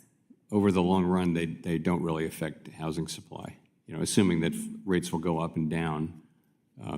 Well, not on the supply, but on the housing market. The supply is separate that we need to address going into this. If we're going to move interest rates up and down, that's not going to be the end-all be-all to getting people into housing. We must address the housing supply crisis. But what impact do interest rates have on the housing market in general? Well, interest rates really affect housing demand. So if you, with lower rates, you see more demand, and higher rates, maybe less demand. Thank you, Chairman Powell. I am out of time, but I have lots of questions that continue to work to close the racial wealth gap in this country, specifically focused on my district in Atlanta, where it is so prevalent. Thank you so much. Gentlewoman's time has expired. The gentleman from Indiana, Mr. Stutzman, is recognized for 5 minutes. Thank you, Mr. Chairman. And Chairman Powell, great to see you. And again, as I've mentioned to you before, always appreciate your steady hand at the wheel and not, I guess, getting out of your lane necessarily, but obviously you have a huge impact on the economy and what's happening there at the Fed. I want to kind of follow up a little bit on housing, as I've been hearing a lot about the housing concerns in Northeast Indiana, and I know you're not you're used to being beat up on a lot by folks all around the country, but I want to speak specifically to one particular individual, Cardone Capital, Grant Cardone. He made some pretty strong remarks about your policy when it comes to the housing industry. And he said, that's why you have 500,000 more homes listed than buyers for those homes. When the rates come down, prices will also come down with it because you'll have more supply in the marketplace, and supply is what controls prices.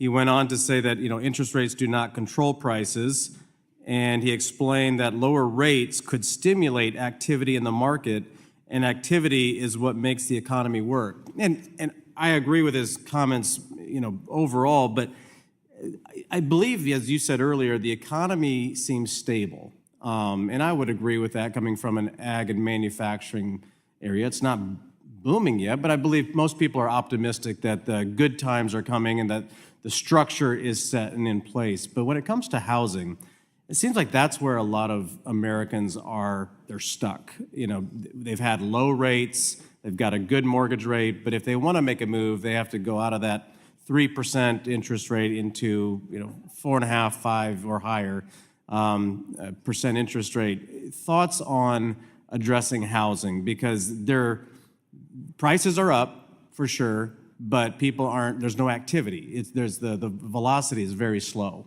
Would you like to comment on any of that? Sure. So we see the same thing you do in the housing market. It's tough. There's not people are locked in. They can't afford to get out of their house because the cost of getting to a higher mortgage, higher price mortgage would be a lot. So the best thing we can do, though, is to get inflation sustainably down to 2% and have it stay there over a long period of time, And that is really what we can offer to them. And I think, so if you go back to the beginning of the pandemic, when we cut to zero and we did all those programs, we really saved the housing industry because they're the front line for interest rates. At a time like this, when rates are, I would say modestly restrictive, not even moderately, but modestly restrictive, they feel it, and their customers feel it. We understand that, but we only have one tool for the whole economy, not just for housing. So it's something we consider, but we have to consider the bigger picture. And I do think in the medium term, as rates come down, you'll see normalization in housing. Of course, there'll still be a national housing shortage. I don't know about your district, but yeah. No, there's a shortage. Yeah. I mean, considering the macroeconomics of interest rates, I mean, how much consideration do you take housing into that decision as you address interest rates? We're always briefed on it. We always talk about it. We always look at it. But at the end of the day, it's the big U.S. economy, the whole aggregate thing that matters. Mm-hmm. We also talk about the agricultural economy a lot as well. But ultimately, and manufacturing, it's got to be the whole, and not any one particular piece. Yeah, I just would mention it is hard for American families to make that move, and they're stuck. And so I would just highly consider ask you to consider that piece of it, because when Americans can't move and Americans can't upgrade or move laterally even, it really keeps the economy kind of holds the economy back a bit when Americans don't have that. But again, I want to say thank you because you have a tough job, but I haven't heard from anyone in my district asking interest rates to go up. So I'll just pass that along from Indiana's 3rd District. So with that, Mr. Chairman, I'll yield back. Gentleman yields back. The chair now recognizes the gentlewoman from Colorado. Ms. Peterson is now recognized for 5 minutes. Thank you, Mr. Chairman, and great to see you, Chair Powell. Thank you so much for being here today. I want to thank you for your long service to our country. I know that you've served under many Democrats, Republicans. You've always been nonpartisan and done your job to put our country first, and we appreciate your steadfast leadership. And if you are not reappointed, it will be very missed here. I have some concerns when I think about, I know you've touched on this a little bit through the questions today, but around the independence of the Federal Reserve.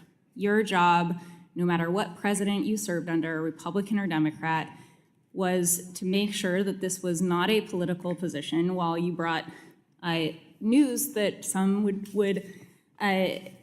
not be happy about because it reflected what you had to do to address inflation. You know, when I think about the conversations we've had going through the global pandemic and the economic fallout and how we had to infuse money throughout our country to keep our services afloat, our businesses afloat. And while we suffered from inflation like the rest of the world, we had the quickest, strongest recovery. We were leading the globe. And so much of that was because of your leadership. And so when I think about what this position means, how important it is that there is independence, what are your biggest concerns about a potential successor that doesn't prioritize that and wants to do what is politically asked of them versus what they need to do for the country? And what are their long-term repercussions if you're not acting on addressing the economic uncertainties and trying to address inflation in this position? So I wouldn't speculate on that, but I would say, the credibility of the Fed on price stability is very, very important. People believe that we will bring inflation back down to 2% over time. And once if they really do believe it and it's true, then that'll have big effects on not just short-term rates but long-term rates. If that were to be called into question, then you'd see long-term rates go up. I mean, that credibility once lost is very expensive to regain, is what the historical record says. So I just think I think people should understand that credibility on inflation is hard won and something we need to constantly tend.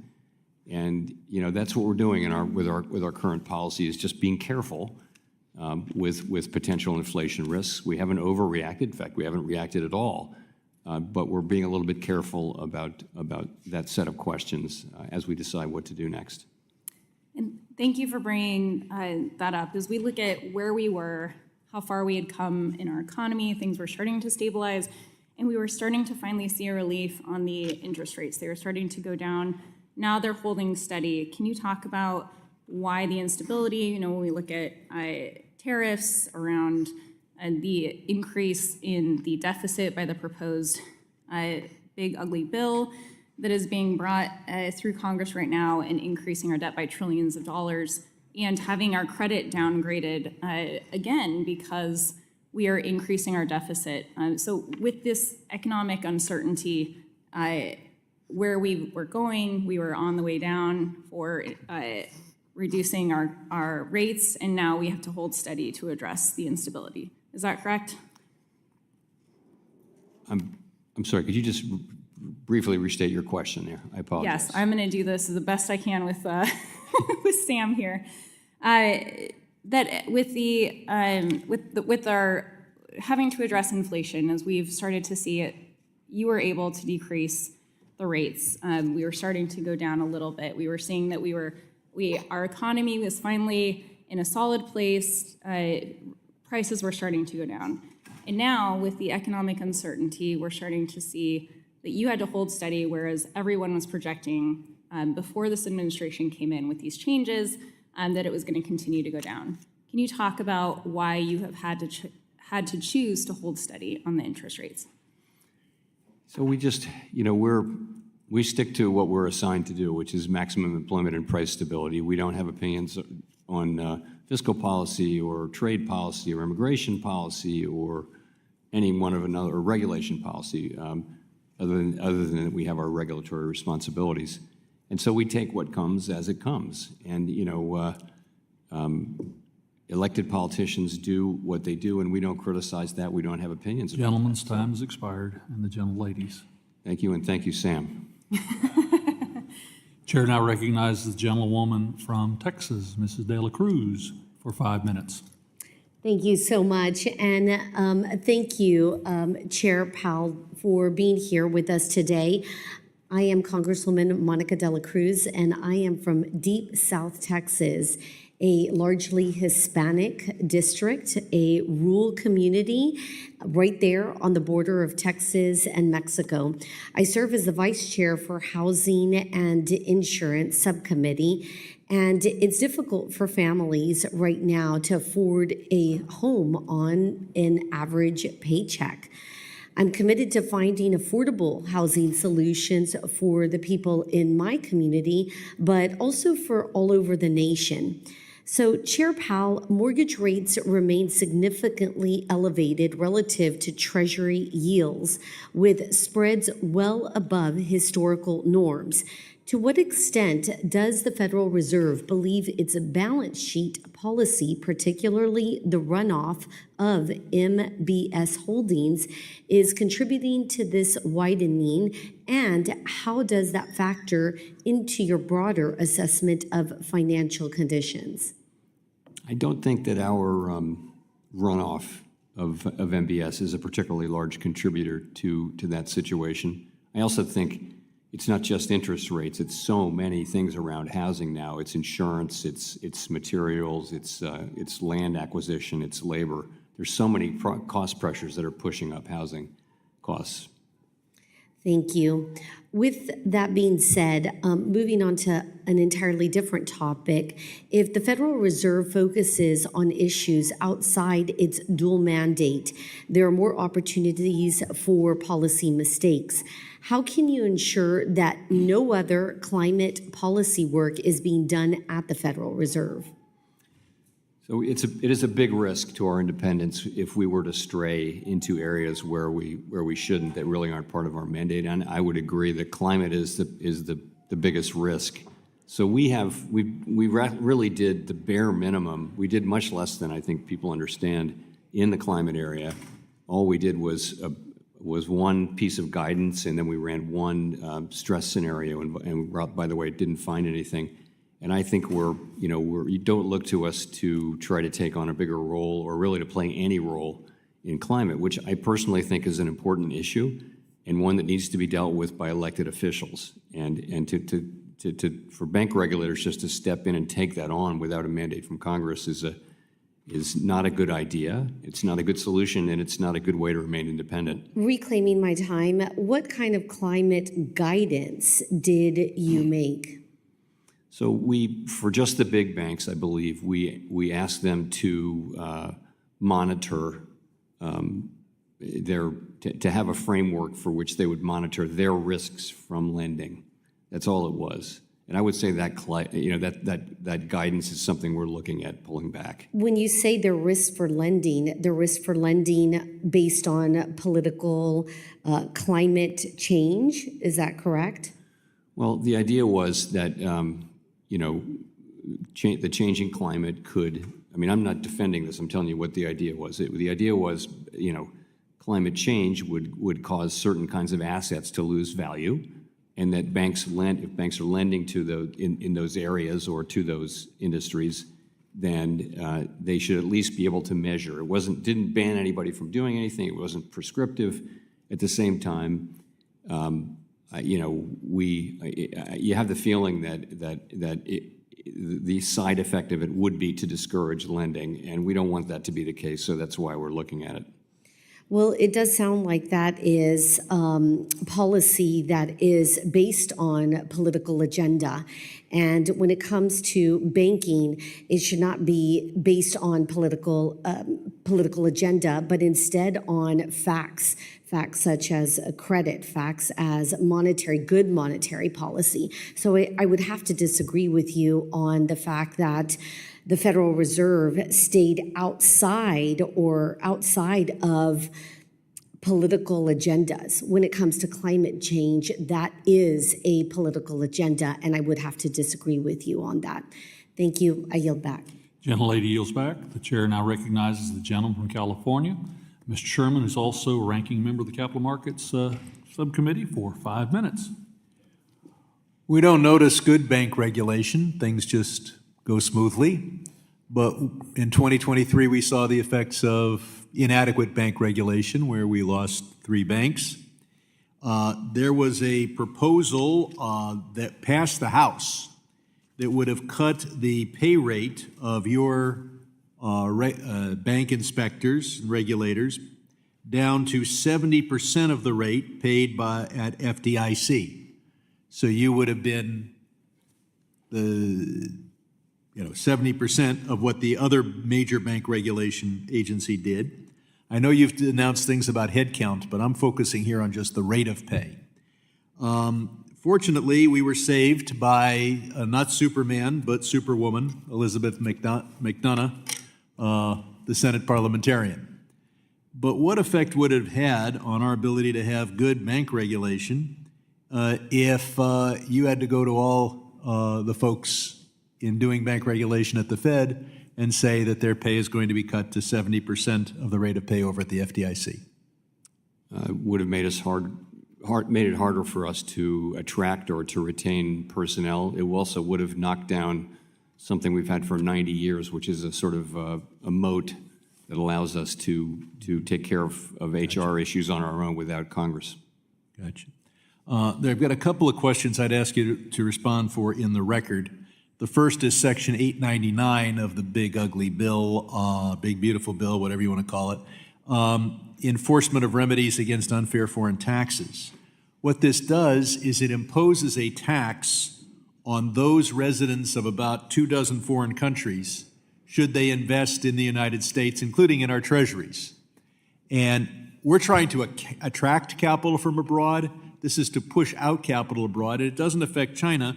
It just affects 24 of our friends, particularly in Europe. The other thing I'd like you to respond for the record is the tariffs and the effect that has not only on the inflation rate, but therefore on interest rates. And at your press conference, you said increases in tariffs this year are likely to push up prices and weigh on economic activity. And I'd certainly like to know more about that. The Treasury has our reserves, but you also have a liquidity fund, which I believe involves buying and selling foreign currencies.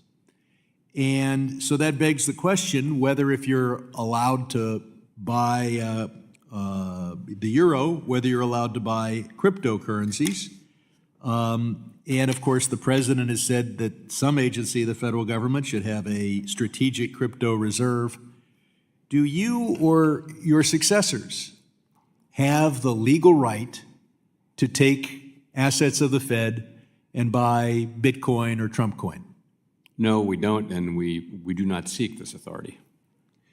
I hope very much that your successor is not someone who tries to stretch existing statutes and come to an opposite answer. I'd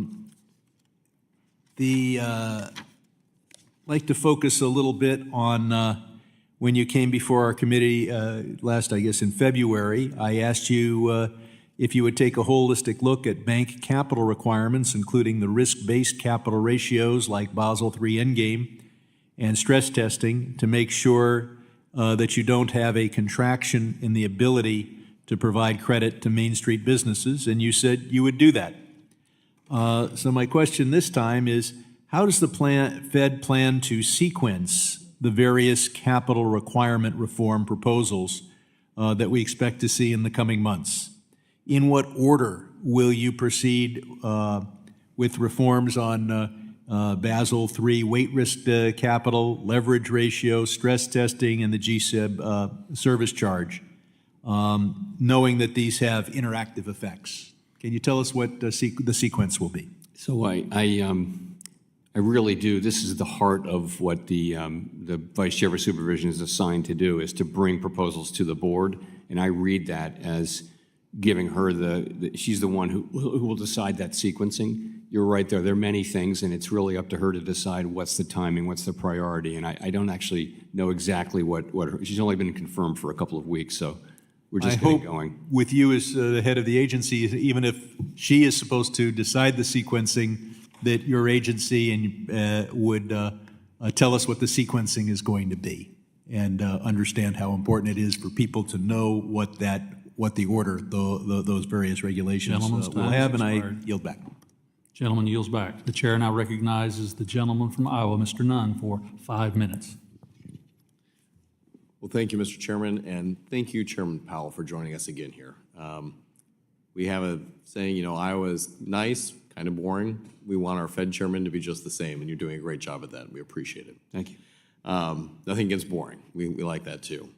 Look, you have a lot of great staff that come from Iowa as well. I appreciate you having them on your team. We also want to recognize the fact that, folks in Iowa are still feeling the challenges of the last 4 years. We're middle America. It is the heartland of the country, but it also means that impacts that change things on the coast don't always get felt the same way in the Midwest. And so as a result, folks are stretching every dollar as they face everything from higher grocery prices, eggs, to trying to buy just that first car or even maybe that first home. And interest rates to them matter as they do everywhere else, but they're even more. Now, I will offer, the president has made great strides in making progress for Iowa families, and wage growth is moderating nationwide. Many Iowans still feel, though, that inflation spikes impact them. And with the president focused on rebuilding the middle class, I'd like to talk a little bit about how the Fed ensures that this heart of the heartland can feel the benefits of a soft landing as you've laid out. Oh, you're asking me how you will feel the benefits of the well, I would think pretty open-ended question. So I think, our goal is to keep the economy strong, the labor market strong, and price stability fully restored. So that's really what we can provide, is a long period of stable prices. And we define that as Chairman Greenspan used to, which is people can make economic decisions in their families and their jobs where they don't have to think about inflation all the time. And we're getting back closer to that place, but we're not quite there yet. That's the main thing we can now do. And once we restore price stability, very soundly, that gives us the ability to react more strongly to downturns in the economy without having to worry about inflation. And so that's, we have limited scope, but those are two very, very important things that we can deliver that benefit all families. I would agree. So I guess I would also like to focus here on the short term. The Fed Reserve has slightly lower rates to ease borrowing costs for rural communities, and long-term trade negotiations to strengthen our global position. Would you agree that the agricultural sector in particular is vulnerable to both interest rates and recognize international markets? And how would the Fed evaluate the unintended consequences of policy on commodity-dependent economies in a state like Iowa? So we have a number of our Federal Reserve Bank presidents represent districts which have extensive agricultural operations and families and farms. And so we hear from them kind of all the time, but we hear from them in great detail around every FOMC meeting. And we understand that times, pretty challenging right now in the agricultural sector. We take that into account. Ultimately, we're responsible for the aggregate level of the economy and for keeping inflation under control and maximum employment. So, but we do very much think about and take into consideration the agricultural sector and the people in it. We appreciate that evaluation. I know there are farmers back home as well as, our bankers who value that because they're the one providing the capital for it. I want to talk a little bit on the national security side as the Vice Chair of NatSec here. If foreign actors begin weaponizing treasury sales or dollar reserves, what tools does the Fed have to help preserve financial stability and the dollar's status as a reserve currency within the world? Essentially What makes us the reserve currency is a few things. It is our great democratic institutions. It is that we have open capital markets, very open capital markets, and it is that we have price stability and the rule of law. Those are the things that make you the reserve currency, and you can keep that status as long as you maintain those things. Of those things, the thing that we contribute is price stability over the long run. So people who want to invest in or use the dollar, they can be confident in the value of the dollar over time, that it won't fluctuate wildly or decline in ways that, and so that's our role. Really, Treasury is responsible for stewardship of the dollar, but we have that role to play as well. Very good. In the brief time that I have left here, I just came back from a trip to Saudi and the Arab states. Big concern here in the world we're living in right now, with Iran looking at asymmetric ways to threaten the United States. Cyber attacks have been on the rise. You got a question here earlier on cybersecurity. Help us feel confident the Fed is doing everything they can to protect us from a cyber threat.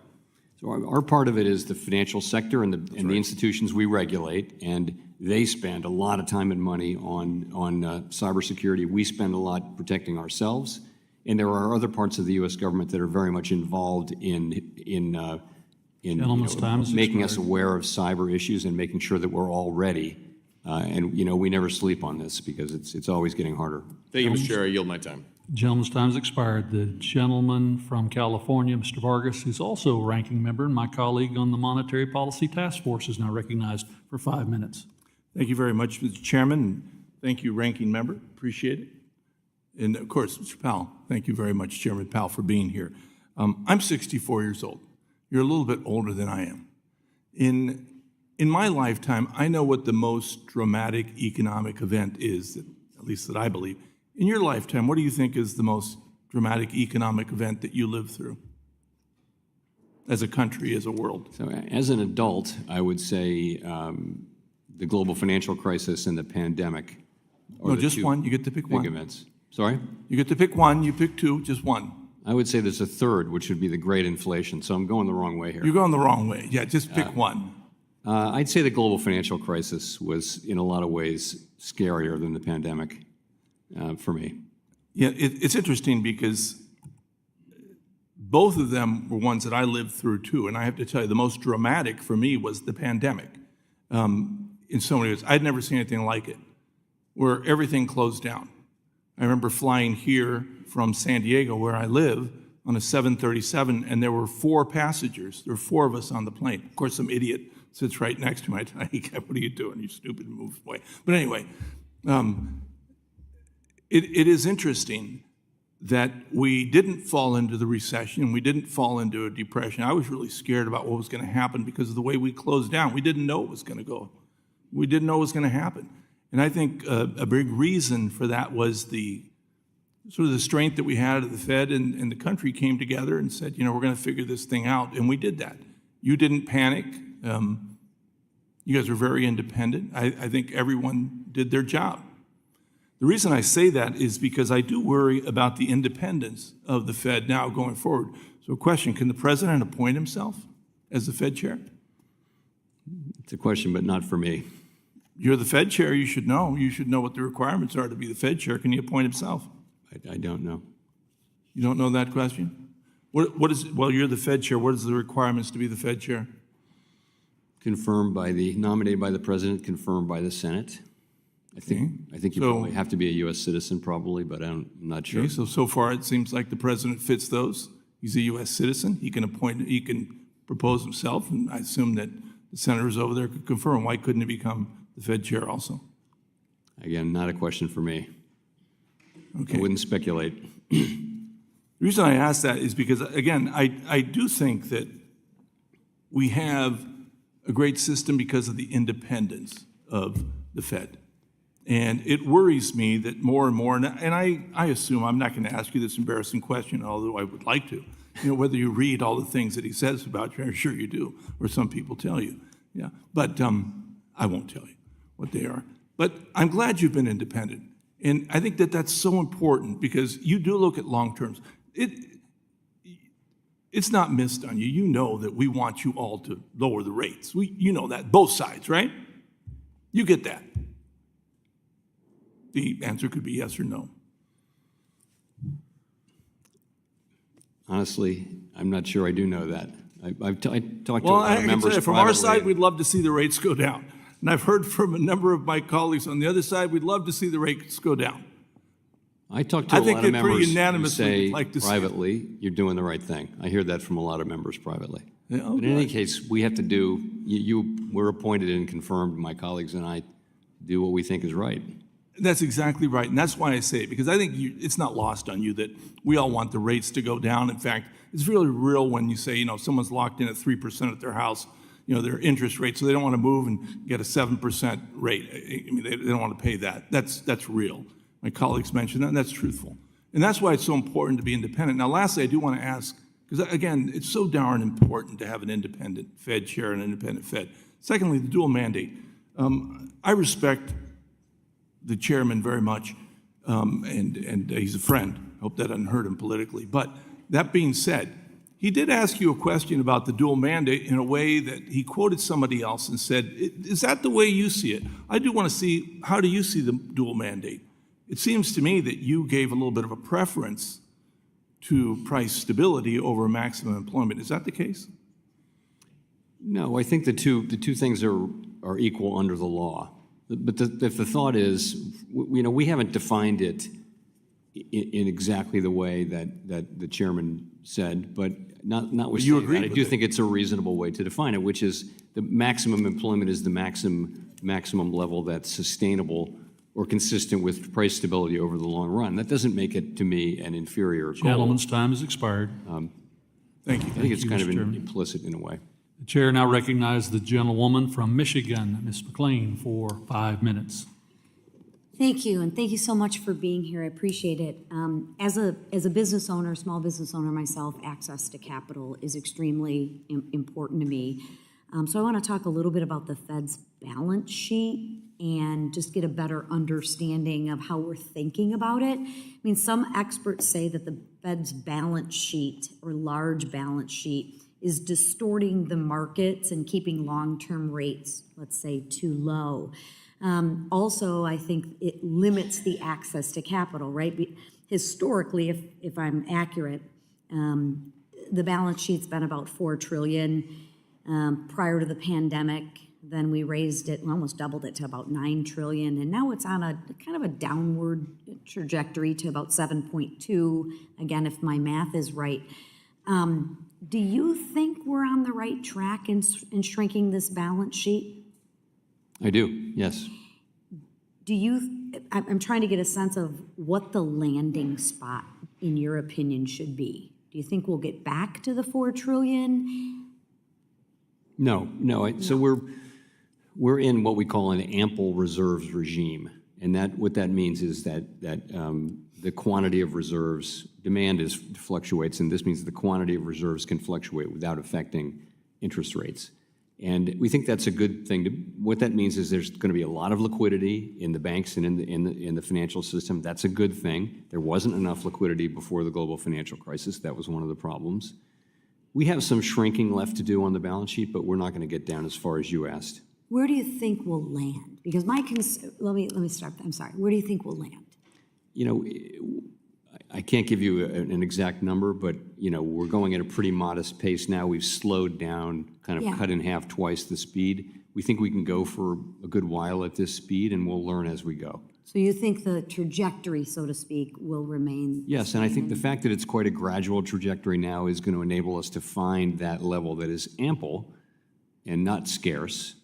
When reserves are scarce, you get a lot of volatility, and that doesn't help. So I think that's a good framework. The ample reserves framework, I think, serves the country well. And you're not concerned in terms of the access to capital? I mean, as a business owner, that's what I look at, is I got to be able to get capital, and some people are saying, we're really hanging on to our cash. I think honestly, I think if you took the trouble to go back to a much smaller balance sheet, it would have no effect whatsoever on capital-ability for companies. You wouldn't do that at all. We're not pulling capital away from companies. That's not what's happening. It's just you have a big balance sheet where there's a lot of liquidity. The result is there's a lot of liquidity. Banks are flush with liquidity, for the most part, and that actually enables lending. It probably wouldn't have much of an effect one way or the other if So you you're went back to a comfortable- smaller balance sheet. So you're comfortable with the liquidity, you're comfortable with the access to capital, excuse me? I mean, we look at credit availability for smaller businesses, and, right now, conditions are a little bit tight. Yeah, it's but- tough for people in my district. Yeah. It's I would say that they're it's tough. not terribly tight, but we do see that there's some tightness, but that's not really a function of the Fed's size of the Fed's balance sheet. That's just that banks are perhaps a little risk averse in this uncertain environment. I think it all marriage goes together and is kind of intertwined, but I appreciate that. I want to just switch gears a little bit.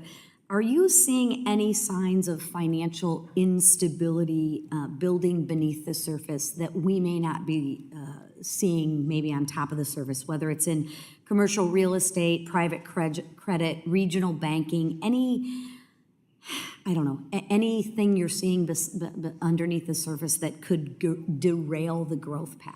Not really, no. I mean, you mentioned there are a lot of pots that we need to watch to see that they don't boil over. CRE, has been a problem for 5 years. We're working our way through it. I think we're making good progress there. It's not getting worse. It's getting a little better. Private credit is, has its real positive attributes. A lot of it's not funded by deposits, so it's not, as long as it's not funded by retail or by deposits, it's actually fine for financial stability, but it's a very big and fast-growing sector, and it hasn't been through a real downturn, and it's quite diverse, so I think it bears close watching. I mean, asset prices are high, but leverage is not particularly high for corporations and households historically. It's not particularly high for banks. Banks are well capitalized, so I think overall financial stability conditions are not in a place where we worry a lot. So we're really poised in a pretty good position economically.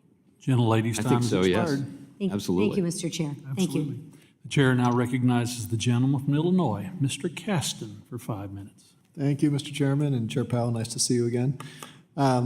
We had spoken in February about some concerns I had about some of the cuts in some of our economic data reporting agencies, and I think you'd said at the time that you didn't have a concern, but if you would alert us if there were concerns. You'd mentioned this with Mr. Liccardo, and I gather, if I'm paraphrasing you, I think you said that you're not concerned about your access to data right now, but I think you said that you don't like the direction of travel. I wonder if you could speak to, well, first, I'm going to work under the assumption that as the chairman of the Fed, you probably have more access to economic data than just about anyone in our country. I am more worried about the impact on smaller businesses that don't have your access to data, whether, someone thinking about hiring decisions, looking at regional inflation rates, all the data we get from those resources. How concerned should we be, if an efficient economy depends on, at some level, on equal access to information? How concerned should we be that our business community, with some of these cuts to BLS and elsewhere, is not going to be able to allocate capital as efficiently as otherwise would be in this moment? The reality is that essentially all the data we use overwhelmingly is public data. The difference isn't that we have more access. The difference is that this is our job, and we follow the data very, very closely. But, the employment reports, the CPI reports, the analysis of that by many economists, internal and external. We just spend all of our time on this stuff. But I think large businesses have the exact same. Well, but I'm talking about businesses, not- BLS has announced they're cutting 350 indexes, so that data is no longer going to be public data. That's a different thing. Okay, so if you're asking about that, I don't want to say, and it wouldn't be true to say that we can't do our jobs with the data that we have now. That's just not true. The data overall, we get the data. It's all these jobs you're always going to make mistakes. It's never going to be certain in any time. But I would say seeing that survey sizes are shrinking and we're seeing more volatility, for example, in the labor market data, lower response rates and things like that's not good. We should be getting better and better and better. Yeah. I would add the private sector, by the way, we use more and more big private sector data sets. And that is a relatively new thing Sure. for the last 5 or 10 years. Yeah, and oftentimes it doesn't replace the U.S. government data has been the gold standard. Yeah, and I guess I get concerned because some of those data sets, of course, you have to pay for, and not every business can afford that. I want to, staying on the data point and picking up on what Mr. Himes was saying, I think only a fool would predict they know what's going to happen in the Middle East right now. But I get concerned that we have, trying to handicap, the Saudis have been very open that they would like to not see the price of oil get above a point where they're going to lose market share, much to the dismay of U.S. frackers. U.S. frackers have been wanting to see it go the other direction. I don't know how to handicap which group is going to have more impact on Trump right now. But I would like to have some smart person out there taking a position on what is happening in oil markets. And the Energy Information Administration has now announced they're not going to run the International Energy Outlook anymore. Should we be concerned about that piece of data as we think about what's happening in global energy markets right now, given all the pressures between various suppliers of where they'd like to see the price go and the wild card that is Iran and the Red Sea? You know, I don't particularly know that specific report. You know, I know there are many entities that do data analysis around energy and oil and the availability of it and the price of it and all those things. So I can't speak to that one report. Okay, well, I mean, again, just my own experience before coming here, I relied a lot on that, and if I was in my past job, I would now basically have to rely on the International Energy Agency, which in general was not as robust as the DOE data. And so it's a gap. And I guess maybe I'll just close with, you know, I think a lot of this gets tied together with the Office of Financial Research, which would presumably be synthesizing a lot of this information for you. Your predecessors, Janet Yellen and Ben Bernanke, both recently urged the opposition to cuts in Office of Financial Research that are in the bill that the Republicans are pushing through. Do you share your predecessors' concerns about the importance of that agency to synthesize some of this disparate things so that you can do your jobs, that the American people can do your job, or do you share the views of the Republican Party that that agency is not necessary? You know, I'm not going to take a position on the bill, on the reconciliation package on specific issues like that don't relate to us.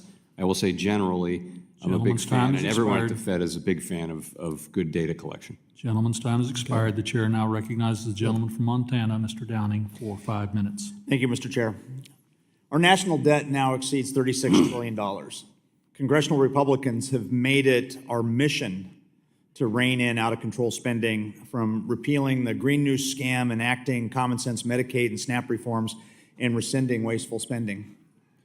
Mr. Chairman, you have repeatedly said our national debt is not currently at an unsustainable level, but it is on an unsustainable path.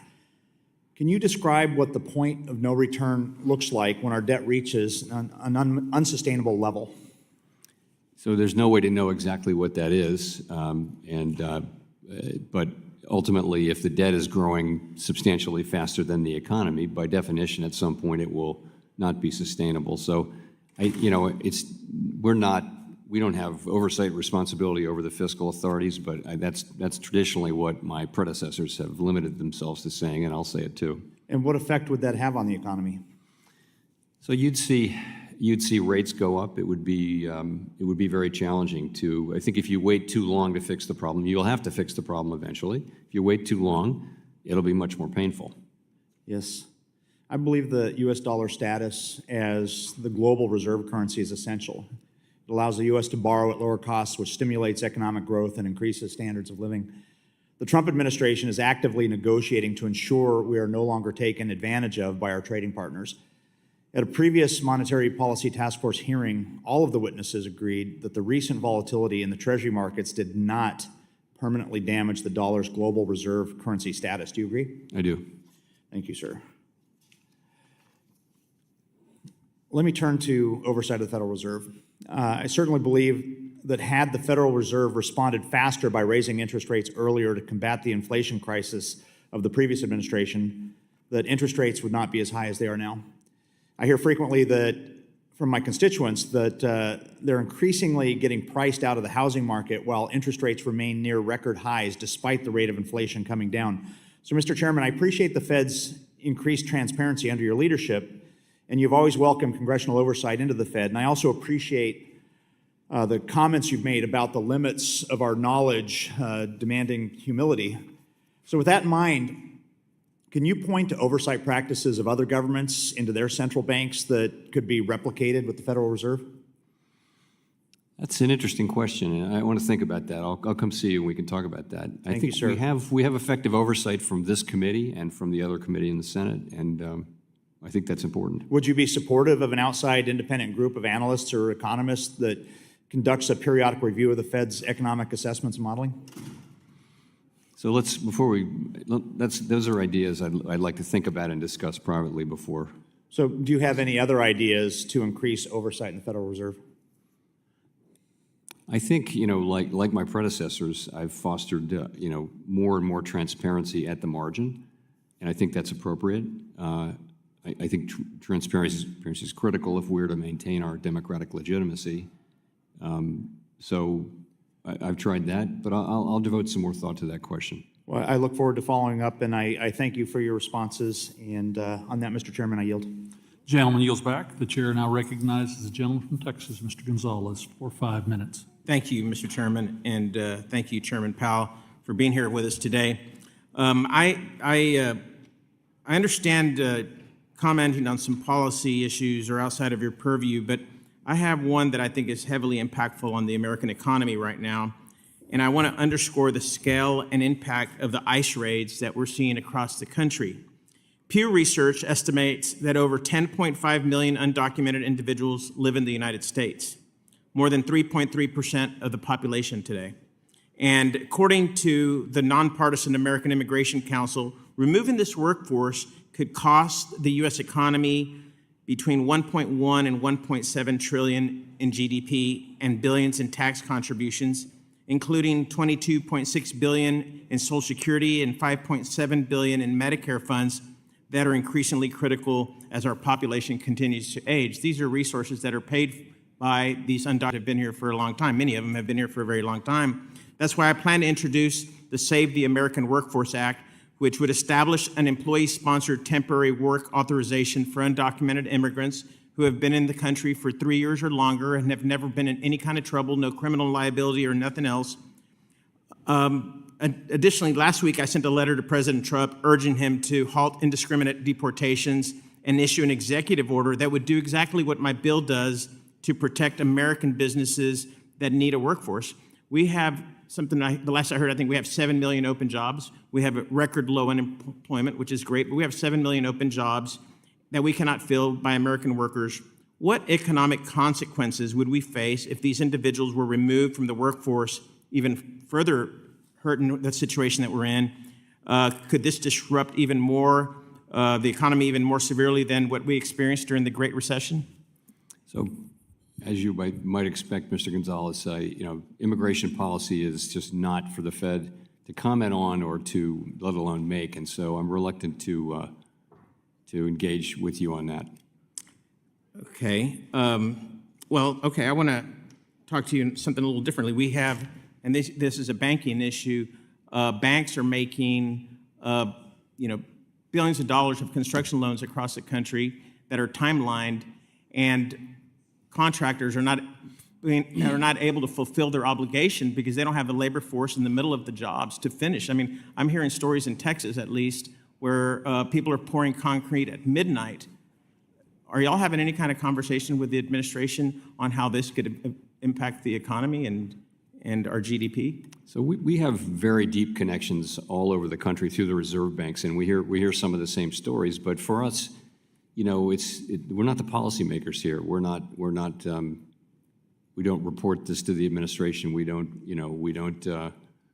just publicly, have a view on it. It just is what it is. So, yeah. Our responsibility, maximum employment, price stability, many other factors affect those goals, but we don't make those goals. We don't make the policy in those extraneous areas, which include things like energy, for example, or immigration, or fiscal policy, or any number of things. We try to stick to our knitting because that's how we remain independent. Yeah.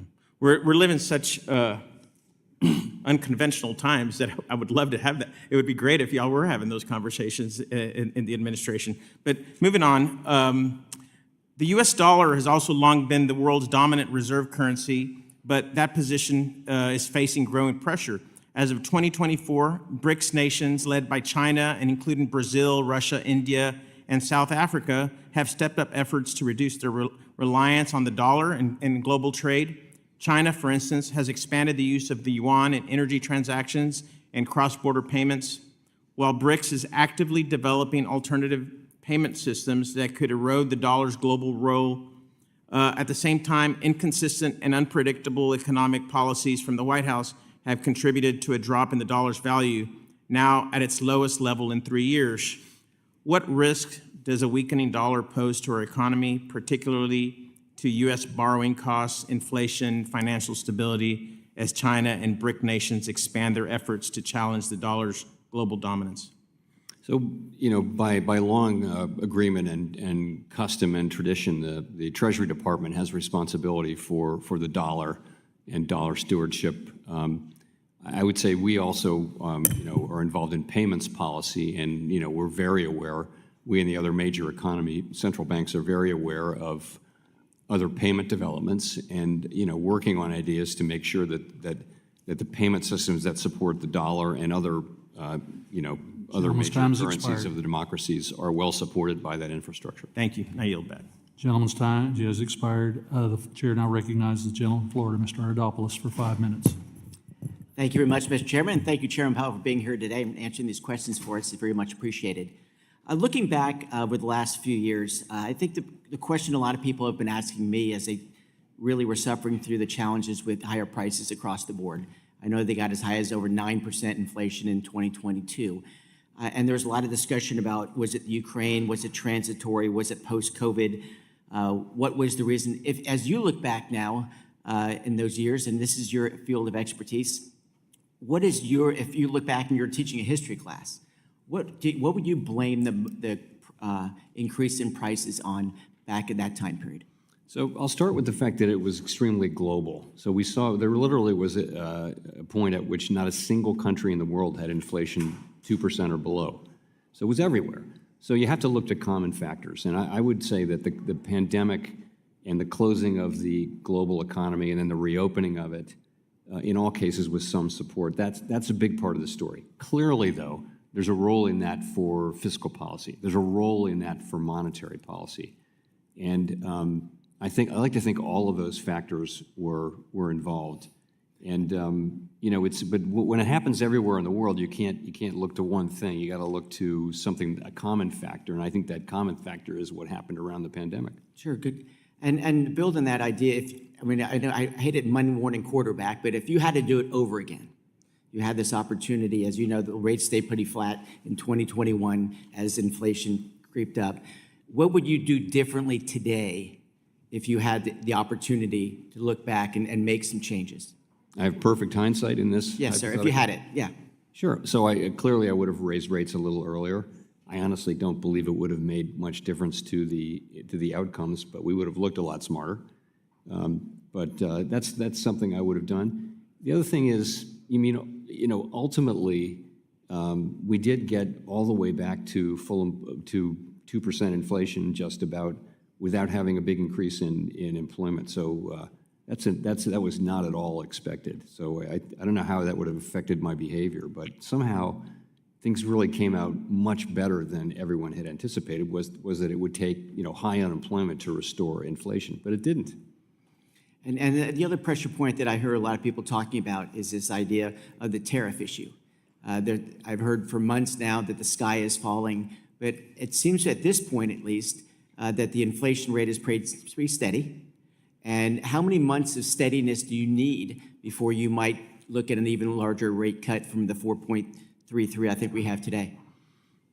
Yeah, so you're right. Inflation, the non-tariff parts of inflation that we've been working on for 3-4 years are behaving really well. And that was our forecast, but it's good to see it coming true. I would say we expected that tariffs take a while to work their way through the distribution chain, several months. And I would say we would expect to see meaningful effects, kind of June, July, August. And if we don't, we'll be learning something. We have a highly adaptive, flexible economy, and it's certainly a possibility that the tariffs that we expect will come through in a much smaller level. We can't know that until we actually see it, but I think we'll be learning as we go, and if we see that, then that would lead us to want to cut earlier. The other thing that would lead us to want to cut earlier is if we actually did see some weakness in the labor market of a troubling nature, and we don't see that. Those are the two things we'll be looking for. And the last question I'd ask is, at that same time period where, as you put it, the global issue of inflation, I get that, but at the same time period, there's pretty radical increase in spending in 2021 by the federal government. What factor did that play in the inflation level? Certainly a factor, I would say. As I mentioned, fiscal policy definitely played a role. I think if you take a step back from those things, what happened was demand came back so much stronger than we expected. You remember, if in late 21, early 22, you had the pandemic still going on, Omicron going, was it 21? Yeah, 21 into 22. And demand was just much stronger than people expected. And by the way, the supply side was much slower to recover. So that's the labor force, that's all of the snarled up supply chains. The supply side took a long time to recover, and demand was much stronger. That story created the high inflation. Behind that, fiscal policy played a role, the spending did, monetary policy played a role, and the pandemic. But you would agree that the government spending did play a significant role in that as well? Yeah, I would say that. Okay, thank you. Thank you, Mr. Chairman. Gentleman yields back. The chair now recognizes the gentleman from Illinois, Mr. Foster, who's also ranking member of the Financial Institutions Subcommittee for 5 minutes. Thank you, Mr. Chair. Following up actually on Rep. Gonzalez's line of questioning, so in addition to your dual mandate, do you believe that that preserving the U.S. dollar and the primacy of the U.S. dollar is part of your job description? I think it's something, it's not formally part of our job, but yes, it's something that we care about, and we certainly wouldn't want to undermine that. But that's really, Treasury has the primary role around the dollar. That's been the case for some time now. Yeah, I was just wondering how you deal with the sort of worldwide drop in investor confidence in dollar-denominated assets. Frankly, due to a president who kind of disregards conventional economic theory and whose answer to nearly every question seems to be, "Well, I haven't decided yet," or "Maybe I'll give you an answer in a couple weeks." Maybe I'll just comment. It must be challenging.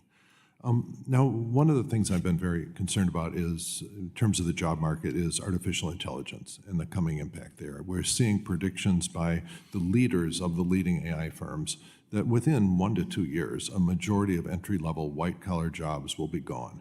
And there are products that are being released to market that propose to do pretty much exactly that, and I anticipate pretty high uptake of those things to essentially eliminate back office operations in small businesses, things like that, or intermediate-sized businesses. And we're already seeing layoffs in the big tech firms. Microsoft had a big round of layoffs where 40% were computer coders and maybe another 20% supervisors of computer coders. And so I was just wondering, what sort of analysis is the Federal Reserve doing about that job shock, and how is it going to affect your dual mandate when it lands, perhaps as early as the next year or two? So I think economists everywhere are doing work analyzing the potential implications of AI for employment, and some of the very things that you mentioned. And we're certainly both consumers and producers of that kind of research. And don't think anybody, I certainly can't make any positive statements with great confidence about what will happen, but there's certainly a possibility that, at least at the beginning, AI will replace a lot of jobs rather than just augmenting people's labor. Over a long run, the history shows that generally new technology raises productivity and creates new jobs over time, but it can be disruptive in the very short term. And AI, anyone who's been exposed to AI has to be kind of stunned with what it's capable of. And you think, if you think, oh, this is just the beginning, they say that 2 years from now, the things you're looking at will be left behind by the continued development. So I think it is certainly everything you would want in a transformational technology, and I think the unknowable but certainly to be important effects on the labor market. And I hear the same things you mentioned from CEOs, that they can see a way to significant reductions in employment, but I don't think we know that. Yeah, but the question is, are you developing a playbook for this shock? You know, part of your job is to look at tail risk, and this is probably not even a real tail risk at this point. A lot of the CEOs think it's more probable than not. You're seeing law firms just not hire the same number of junior associates just across the economy. Are you actually developing a playbook in case the shock is real, and what you may or may not be able to do with monetary or other policies? The playbook is really in your hands and in the private sector's hands. We will be trying to maximize employment, and that will be what we do. And we'll try, at the same time, we maintain price stability. Yeah. So we don't have the tools to. You're talking about transitioning people into new jobs and new lives, and before AI wipes out those new jobs you're retraining them for. Yeah, okay. Well. But think about it. I urge you to think about it, and what you will do if that job shock hit. So last week, Fed put out a request for information on ways to mitigate check and payment fraud. Despite a decline in the use of checks, check fraud is really very prevalent. And I was happy to join Chair Hill in sending you a letter and other banking regulators, as well as FinCEN, urging action. Can you summarize what you have in mind doing in response to that letter, or what you've learned the outreach that resulted from it? So this is on the check fraud thing. I just know we just started a request for information, and I think we're starting a process of gathering a bunch of information, and really focusing on that issue. Okay, and if you could say what you're actually going to do in response to that. Gentleman's time has expired. Thanks. Thank you. Yield back. Gentleman yields back. I now recognize myself for 5 minutes. Chair Powell, we've discussed this several times before, but the issue remains, so I continue to raise it. I sent you a letter several months ago urging you to seek public comment and permanently revisit the SLR and ESLR, particularly given the constraints current calculations places on market participants' ability to intermediate in the Treasury market. I'm glad to see that you're meeting tomorrow to discuss the issue. And I know you've discussed this with Mr. Flood, but I want to clarify a couple of things. The last time you testified before the committee, you said you were concerned about the levels of liquidity in the Treasury market, and that one obvious thing to do would be to reduce how binding the SLR on intermediate capacity. Are you considering changes in the SLR and ESLR, and will you consider exempting treasuries and reserves from the SLR and ESLR? So I do think we've effectively raised the capital tax on all kinds of intermediation activities, and that certainly includes Treasury market activities. So I've long favored leverage ratio reform, and so we're putting out a document for comment, which will seek comments on one particular proposal and alternatives to that proposal, as I mentioned earlier. Which I think answers my next question, which will you look at changes at the leverage ratios that constrain a bank's ability to participate? Yes, that's the idea. In your view, would allowing netting mechanisms for derivatives on treasuries encourage participation in the market? And would you consider looking at that with your prudential counterparts? This is for derivatives? Mm-hmm. My first phone call on that would be to Vice Chair Bowman to ask her what she's planning, but I'm certainly open to that conversation. Absolutely. Let's discuss the framework review. You've said that the review of the consensus statement is complete, but potential changes to communication strategies and tools may continue into the fall. When can we expect the framework review to be complete, and will you provide opportunities to receive feedback from members, industry, and the public on any changes the board is considering? So the framework review, there are two parts of it. There's the consensus statement, which contains our monetary policy framework, and then there's communications. On the first, the framework, we've had the meetings that we needed to have to talk about the employment mandate and the price stability mandate and how we might change the framework. Now comes the discussion between participants on the committee, all 19 of us, about exactly what language to use in the new framework. And we're just entering that phase between these two meetings and at the July meeting, and hopefully we will be able to announce something near the end of the summer. And I expect that will be, and we, by the way, we've talked about, we've laid this out a little bit in the minutes as we go. One last question. The NPR notes that the FOMC's policy deviates from the first difference policy rule. Will you provide a justification for why the FOMC decided against that path? Against the first difference rule? Mm-hmm. Well, as you probably know, there are 5 rules that we talk about there, and the first difference rule is the one that calls for a price hike.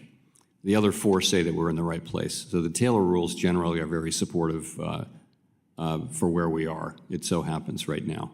First difference rule is a very interesting concept, which we can talk about online, which has a lot of appeal, but it can be a little bit volatile too. And right now it's calling for a rate hike. The other 4 are calling for us to hold our policy where it is. The irony. Thank you, Mr. Chairman. I yield back the balance of my time, and I turn to the gentleman from Oregon, Mr. Bynum, for 5 minutes. Ms. Bynum for 5 minutes. All right, thank you, Mr. Chair. I want to start off with just kind of a foundational belief I have. This big, beautiful bill is trash, and it's actually increasing our costs. But thank you for being here today. I was just back home and saw firsthand that businesses across the country, across my state, are worried about inflation and rising costs. And particularly for our state where we make chips, we import, export agriculture, and we have apparel. So just want to level set there. My Republican colleagues have actually been focused today on asking you to lower interest rates, but they're seeming to ignore the market chaos that the president has caused. So my first question is, it's my understanding that one of the key responsibilities of the chair of the Federal Reserve is to stabilize prices and fight inflation. Is that right? Yes. By my count, the President Trump, has changed or announced a new tariff or a delay of previously announced tariffs 19 times. And so has the president's ever-changing tariff made it easier or harder to stabilize prices and fight inflation? So I by practice never comment on things the president does or says. Has the administration's policies on tariffs... Or the administration. Has the change in policy on tariffs made it easier or harder? So it's not up to us to judge these changes. These are things that elected politicians get elected and do, and it's just not our job. You know, our job is to provide stable prices and maximum employment to the public, and that's what we do. So we do expect there will be a set of price increases from some of the price increases from tariffs will flow through to the consumer. We don't know whether that will be persistent or how large it will be, and so right now we're kind of in watch and wait mood until we have a better sense. Is your sense that back to school will be affected, the holiday season would be affected? You mentioned it a little bit earlier on how you didn't say the exact time frame, but you thought maybe a few months we would start to see changes from Well, I think tariff impacts. we're going to be learning as we see. We'll get before the July meeting, we'll get a inflation report well before that. And, you know, we're going to be looking to see, we expect to start to see meaningful increases through the goods channel. And if we don't see that, then that'll be telling us something. We'll be learning from that. And by the way, we'll also be looking at the labor market. If it weakens unexpectedly, we'll be looking at that too. We will continue to adapt to the evolving situation as we have been doing. Thank you. So what market conditions would make it so that the Federal Reserve would be able to lower interest rates, which would also lower costs? So as I just mentioned, I would say if we were to see that inflation is not coming through as our forecast and other public forecasts have suggested, that would push us in the direction of being able to cut sooner. Also, if the labor market were to weaken, that would push us in the direction of being able to cut sooner. I think if the opposite happens, if the labor market remains strong and we do see higher inflation, I think we will still get around to cutting, but it would be later rather than sooner. What do you think American families are expecting from the Federal Reserve? Stable prices and maximum employment. That's what we want to deliver. And, you know, we want people to feel so confident of price stability that they never think about inflation. That's where we were for a very long time. And we've made a lot of progress back to that place, but we're not quite there yet. And we're gonna finish that job. Is there a plan that the administration has presented on how it plans to lower costs as opposed to providing tax breaks for billionaires? Again, it's really not up to me to discuss the administration's priorities or policies. I'm going to quickly switch gears here. It seems to me like you're under a lot of pressure from the president to address the national debt. True, false? Sorry? Are you under pressure from the president to address the national debt? So our role is maximum employment and price stability. Fiscal policy is the responsibility of Congress, and so it's not really within our ambit. I think that despite all of the talk about national debt, this big, beautiful trash bill, continuing to do that will actually raise the national debt. So thank you for answering the questions today and continuing to work to lower costs. And the lady's time has expired. Thank you. Thank you. The chair now recognizes the gentleman from Kentucky, Mr. Barr, who is chairman of the Subcommittee on Financial Institutions, for 5 minutes. Thank you, Mr. Chairman, and thank you, Chairman Powell, for the generosity of your time. We're at the witching hour, but appreciate your endurance. And with respect to my friends, the gentlelady's line of questioning, would a recession that would potentially result from a massive tax increase, a $4 trillion tax increase, would a recession help the debt and deficit picture? No. Tax receipts would go down and all that. Yeah, so I think this sky is falling scenario about the one big beautiful bill, we have to put into context, and I'm not asking you, Chairman Powell, to comment on this, but this is my editorial response to my colleague. A massive $4.5 trillion tax increase that would put us into a recession is not a recipe for fiscal discipline. Chairman Powell, let me switch gears to tariffs. Governor Waller argued in a speech earlier this month that tariffs might result in just a one-time price increase as opposed to increasing long-term inflation expectations, especially since this Congress has not pumped massive spending into the economy as Democrats did under President Biden. On this issue of a one-time price increase versus inflation expectations, do you generally agree with Governor Waller's analysis? So I do agree that basically, if things are a one-time increase, then you don't respond to them. That's the whole idea, is there's a shock to prices. It could be an oil shock, could be a tariff shock. Generally speaking, you don't respond if you are highly confident that it will just be a one-time shock. I think the current situation, though, is a complicated one, and I think a number of my colleagues and I feel like it's a decision we need to take with some care. And the reason is because, you know, we're not at price stability in 2018 and 19 when the president's tariffs were put into place. Not only did we not raise rates, we cut rates 3 times that year because the tariffs were so much smaller. These tariffs are many times larger, and they do raise kind of more concern. In 2019, we hadn't had high inflation in 30 years.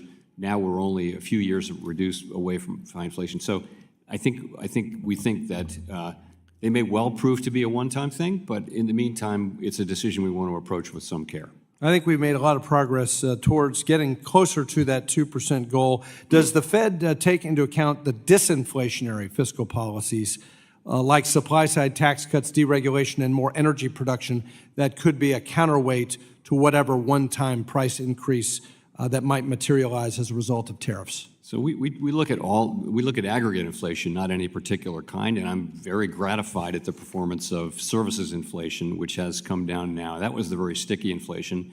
So I think overall the inflation picture is actually pretty positive. Chairman Powell, we're looking forward to this rulemaking later this week addressing Treasury market liquidity. Can you talk about how banks are constrained from holding U.S. Treasuries and other low-risk assets on their balance sheet as a result of these restrictive leverage ratios?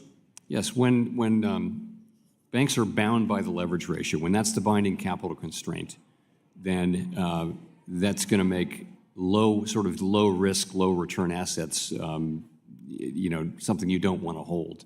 And so lots of fairly low risk intermediation, including treasury market intermediation, gets taxed to the point with capital requirements that you just see less of it. So I've always thought that it would be better if we had a leverage ratio it was a backstop rather than the binding thing, and that's what this proposal is going to do. Well, let me preemptively thank you and Vice Chair of Supervision Bowman for working on SLR reform to accommodate more bank holdings of treasuries to stabilize our treasury markets.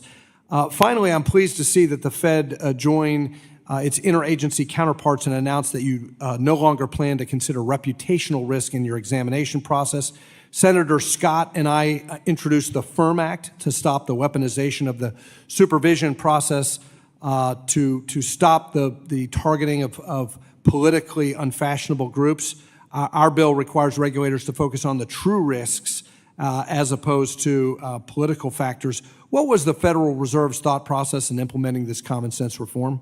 That it's common sense. And, I think this is an area where we learned over the last couple of years that there really was a problem here. The reports were louder and louder and more troubling. So we just thought, let's take this off the table. It may have been unintentional on the part of banks that there was so much. It was just such a Gentleman's time has expired. Fraught issue that banks turned away people which they didn't intend to discriminate. That's what the banks. Thank you for helping to Announce depoliticize the banking to the system. membership, I we yield will back. recognize Mr. Torres and Mr. Loudermilk, then adjourn for our 1 p.m. agreed to hard stop time. And with that, the gentleman from New York, Mr. Torres, is recognized for 5 minutes. Thank you. Chair Powell, you spoke about elevated uncertainty and declining sentiment in the U.S. economy. Do you believe, as I do, that the economy would be in a better position but for the elevated uncertainty and declining sentiment created by the Trump tariffs? I don't want to be criticizing policies. I will say uncertainty has... Is it fair that it's fair to say that the policy created uncertainty? It's fair to say uncertainty was very elevated, but it's also fair to say that uncertainty has actually come down since the peak, if you will, in April. I think there's a different feeling out there now than there was 2 months ago, and it's more constructive feeling on the part of businesses, which you must be feeling too. But it's higher than it otherwise would be in the absence of the Liberation Day tariffs. To what extent was the elevated uncertainty a factor in keeping the Fed from cutting interest rates? So I think that's part of it. The truth is, we were cutting rates, and we paused in January and haven't cut rates since. And really, the reason is that we, like other forecasters, do expect a fairly substantial wave of price increases to come through to the consumer and to measured inflation. We've always said the timing, amount, and persistence of all that is highly uncertain. I think we hadn't expected to see it until now. We now begin to think it is time for us to be seeing that. And if we don't see it, that will matter. If we do see it, that will matter. So we've just taken a cautious approach to not moving our policy rate until we have a little more confidence about the size and likely effects of that. Chair Powell, following the so-called Liberation Day tariffs in early April, we saw something the U.S. economy had not seen in decades, a flight not to the U.S. dollar as a safe haven, but away from it. And since President Trump's inauguration, the U.S. dollar index has fallen by nearly 10%, marking the worst first-half performance for the dollar since 1986. At the same time, Japan, America's largest sovereign creditor, just saw the worst 20-year Japanese government bond auction since the 1980s, raising fears that it could reduce its holdings of U.S. treasuries. Given these developments, do you believe, as I do, that the U.S. may be transitioning from a period of dollar dominance to a period of dollar decline? Well, let me say, the Fed does not have responsibility for the dollar. That's really the Treasury. But I'm asking for your analysis. I wouldn't make that statement. No, I think things have been volatile. The markets are digesting things, and I think the Treasury market's been fine by many measures. The dollar is still you feel the safe haven status of the dollars is as strong as it's ever been? I think the dollar is still the number one safe haven currency, and I don't think it's, I would say these narratives of decline are premature and a bit overdone. I want to ask about the debt. The big, beautiful bill would have ugly consequences for our nation's finances, adding more than $2 trillion to the debt if the provisions are temporary and far more if made permanent. We've accumulated World War II levels of debt, not during a world war, but during peacetime. Interest payments on the debt have become the largest item in the federal budget after Social Security, surpassing Medicaid, Medicare, and military defense. To what extent is the U.S. at risk of entering a debt spiral in which rising interest costs lead to ever larger deficits, which in turn lead to ever larger interest costs? Yeah, I think that the U.S. federal budget is on an unsustainable path. The debt is not at an unsustainable level right now, but the path is not sustainable. And I think the sooner we deal with that, and by we I mean you, the better. The Trump administration has championed the unitary executive theory, the notion that the president has absolute power over all entities that wield executive power. That theory, if taken to an extreme, would all but abolish the independence of the Federal Reserve. If monetary policy became nothing more than an expression of presidential will and whims, what havoc would that wreak on the U.S. economy? I think that independent central banks have proven over time to be a valuable and critical institutional practice. And I think that is because basically advanced economy democracies around the world have given their central banks a degree of operational independence. They assign them goals. You go do this and you stick to those things, but we'll let you, you may choose the means of achieving those goals. It's called instrument independence, but not goal independence. And I think it's a very Gentleman's time has expired. Very important practice. Gentleman's time has expired. Chair now recognizes our last member of the day, the gentleman from Georgia, Mr. Loudermilk, for 5 minutes. Well, thank you, Mr. Chairman. Chairman Powell, it's good to see you again. And I'm going to be brief, so maybe we can get out of here right at time. As some of my colleagues know, I chair the bipartisan Payments and FinTech Caucus, along with a fellow Georgian on this committee, Representative David Scott. And in the past, you and I have talked about payment-related issues like FedNow, but today, I'd like to ask you about the failure of Synapse Financial Technologies, a third-party service provider that connects banks with non-bank fintechs, and what it means for the bank and the non-bank ecosystem. Last year, a dispute between Synapse Financial Technologies and Evolve Bank and Trust revealed a shortfall in customer savings deposits of $65 to $95 million.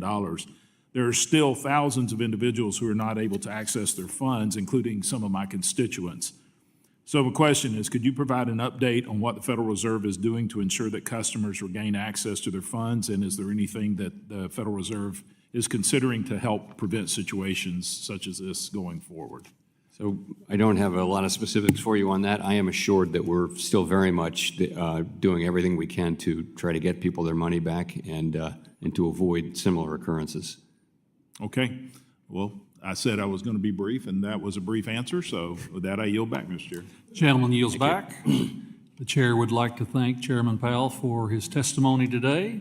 And without objection, all members will have 5 legislative days to submit additional written questions for the witness to the chair. The questions will be forwarded to the witness for his response. And Chair Powell, please respond no later than January 29, 2025. This hearing is adjourned.